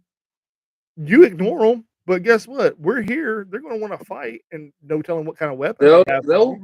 want to do something stupid to her. You know, like I would worry about that woman getting S8 or something. Dude, I Yeah. was worried about a lot of shit, and I was 19 years old, bro. And me and Juggalo Mike, we took him on. We're like, "Hey, bro, y'all need to go a different direction than we are." And he's like, "Well, I'm her boyfriend." I was like, "Well, then come the fuck up here then." And so we got him and like two other dudes, and she was like, "Dude, thank you so much. You didn't even have to do that." And I'm like, first and foremost, uh, no, I did have to do that. And second, if them dudes would have tried you or tried to even put their hands on you, I'm probably going to jail, like, and I'm not even from this Yeah. area. I'm going to jail tonight because I'm gonna fucking kill that guy, or did I try. But that's a true story. And Mike was like, "Bro, we need to leave, man. We got to go be at formation at 8:30 in the morning." I'm like, "What time is it?" He's like, "Midnight." And I-5 is the worst fucking road to travel on in the history of the United States of America. We left Seattle at 12:30 that night. We got back to the base at 5:30 a.m. Legit. No bullshit. And that was the worst fucking drive ever because I fell asleep the whole entire time. He was blaring fucking ICP music and Mars. I remember that shit. I was like, "Dude, turn that shit down." He's like, "I love this shit." And I'm like, "We got No, just formation." saying, it just sounded like 3 hours of this shit. Yeah, my ears You're are in the going, military. dude. Like, dude, we still had face makeup on and everything, man. And I'm like, "What the fuck?" And I go to formation, they're like, "What is that black stuff on your face?" And I'm like, "I didn't get it all off." They're like, "Nah." I was like, "Don't worry about it." I haven't been asleep yet. Don't worry about it. Well, you need to go wash it off. Okay. So I go wash it off. They're like, "After formation." I'm like, "Man, you need to specify this shit, like go, don't go, stay, leave, whatever. I'm not a fucking dog. I don't know." So yeah, You were dude. in the military when this happened? Oh yeah. Air Force? Yep. Ah. Yeah, that happened in the Air Force. And that was probably the best concert I've ever been to. I've been to ICP concerts a lot, but that was the funnest concert I've ever been to. The second funnest concert I've been to was a Primus concert. Oh, Brenda Primus concert is a good one. Yeah. I think Dude, I'm trying. metal shows and concerts. I think the craziest show ever, metal show I ever do was Slipknot. My worst Slipknot. show, my No, worst show ever. My worst show was a Godsmack show. Really? Oh, dude, that was the most un. Everybody there, I was 20 years old, bro. Everybody in that motherfucker had to be 40s or over. oh god. Hey, At a wait a minute. Godsmack show, bro. At a Godsmack show, I'm like, why is my mom's best friend at a Godsmack show? She's like, "Hey, baby, I'm drinking." I'm like, Oh "Huh? my god. No." I think the worst show, Baby boomers at a Godsmack show? Oh my god. the Dude, worst show that I seen next to seeing Crazy Town. I'm sorry. Yeah. Well, that was at an Ozfest. But the worst, honestly, this is what turned me away from this band is the Deftones. not a fan. Not a Not fan. a fan. There. I seen the Deftones. One, they made a mistake. I was looking forward to seeing them, but they made a mistake of putting the Deftones after Slayer. Why? So one, Yeah, that took me out the show. Then two, there's like the lead singer Chino, his little fat asthmatic ass trying to sing is like the free and what the heck is this dude doing? Wow. Oh man, if Wow. you look at any of his performances on YouTube, they're horrible. Yes. And I know guys that like revere them. I'm like, this band is horrible live. I went to Ozfest, and I want to say it was 2002 or 3. It Oh, was good when ones. it was when Hatebreed was there. It was April's when awesome, dude. yeah, it was when Edema was there. Yes, POD was supposed to be there, but POD didn't show up because it was on a Sunday, and they don't do shows on Sunday. I think that was 03. Okay, '03. I see him in Atlanta, Georgia, and I went there with Stinky, which is one of the people I don't name by name. And matter of fact, I drove basically all the way there and all the way back. It really fucking sucked because he's a fucking piece of shit and don't drive. Um, but when we got there, dude, I started having a panic attack during the Hatebreed show, and Andrew WK was there, and I have never seen he packs heat like Don Callis, bro. Like he started playing, and everybody threw everything. Dude, they threw sandwiches, water bottles. I seen somebody throw a fucking thermos. Somebody picked up a brick and threw it. I mean, dude, it was violent, bro. It was fucking violent. Andrew WK is actually a pretty good show, man. When I went to go see him at Ozfest, he did a pretty good show. And the best part is that he takes time with his fans. I mean, there'd be a line for like an hour, and it's like people going to meet him, and actually his band has to walk the line and talk to everybody and sign autographs before they get up to Andrew WK. And when you meet him, he shakes your hand, he talks to you for a minute, and he writes a big. I had him sign my poster, and he writes a big ass paragraph on your stuff. Wow, that's cool. But yeah, dude, they threw shit all that at this man, dude. I'm not shitting you at all.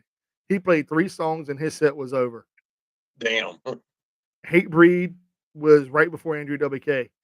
And um Jasta threw his fucking big ass German helmet with the fucking big ass mace ball at the end of it.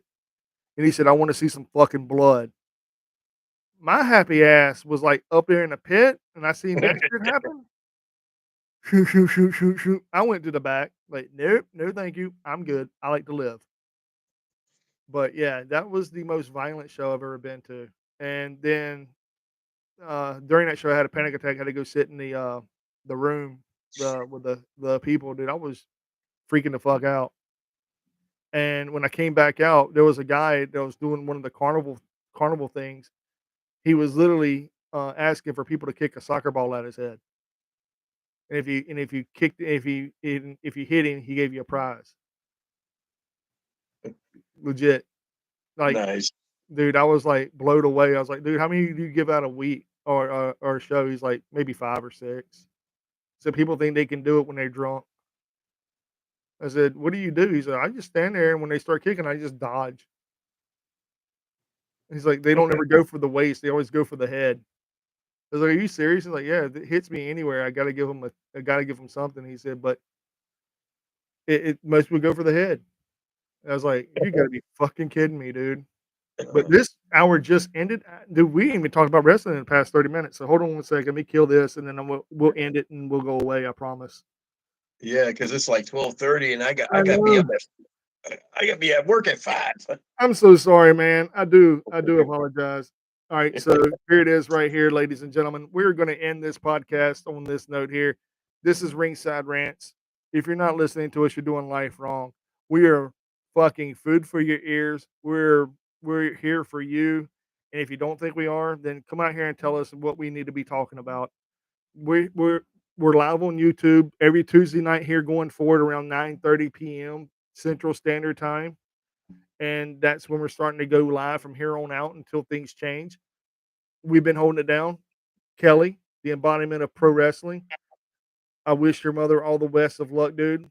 Sorry we didn't go as hard as you thought we would on AEW. If we didn't, I do apologize. But I do want to Here's say the that. other thing I just got. Some person also on Twitter said, so let me get this straight. I mean, WWE can take shots at Tony, but Tony can't take shots at AEW. I Like mean, what? WWE. You got that backwards, bro. You drink it, go to bed. Yeah, yeah, for real. Tony takes more shots at WWE than WWE takes at AEW. I will admit that. Yeah. Um, but the same token, whenever Tony does say something about WWE, people do tend to frown upon it, but whenever WWE takes a shot at AEW, like, oh, look at that shit right there, and it is kind of like a double-edged sword, like Yeah. pick your He's battle. just he even called double standards, Well, he did say double standards because it's good for one person and bad for the other because whenever WWE does something different, well, whenever WWE does like they're doing with Jinder Mahal, letting him face Seth Rollins this coming up Monday, um, then they They have get shit on for it. well, no, WWE gets praised for it, like, oh yeah, Jinder Mahal deserves it. Well, he was the in the finals for the NXT title with Seth Rollins, and so it makes sense they have history. Hook don't have no history with Samoa Joe. What the hell? It kind of does. I mean, Taz was his manager for fuck's sake in TNA. Taz has known Samoa Joe Oh for a yeah. long period of time. Hook is Mhm. Taz's son. Taz is training his own son to be a professional wrestler, and he's actually getting pretty damn good. But Mhm. also, on that same token, people need to understand the whole aspect of that on the whole platform of things. If you're going to say one thing about one company, you need to say the same thing about the other because it Yeah. can be said for both sides. And true enough, Tony didn't defend that or say anything about that. It's just random fans picking what they want to talk about and making Tony look like a fucking stooge. Yep. Now, that's the honest to God truth. But everybody that's a wrestling fan or a wrestling mark, as we all are, we're all fans. We're all smart marks. We all are. We think we know the Mhm. business better than most people are that do this shit for and get Yeah. paid money for it. We're not getting paid. I don't have a dime. I'm not getting zero money for this at all. This is something we're doing for fun. And then when we do get enough money to get paid, it ain't just me getting paid. We're all fucking getting paid. It's one or none, dude. It's all or none. You know what I'm saying? That's Yeah. the way I feel about it. Like I And said, this is us from Ringside Rant. If you're not listening, watching wrestling, you're doing life wrong. you're doing life wrong, bro. Yeah. 100%. I mean, this is us, man. This is 100% unfiltered, grade A shit, in my opinion. And Pure organic pure organic shit. yeah, Yeah. pure organic bullshit, if you want to be honest. But and if anybody out there that want to sit there and talk shit about me and what I say, take it up with me. You coming after my buds? You coming after my fucking host? You're gonna find me in public, bro, and you're not gonna like me. And then, yeah, I will bring the drama to your doorstep. I'll go to your mama's house because that's where all of you mainly fucking live is at your mama's house, and I will throw my fucking bows at you, bro.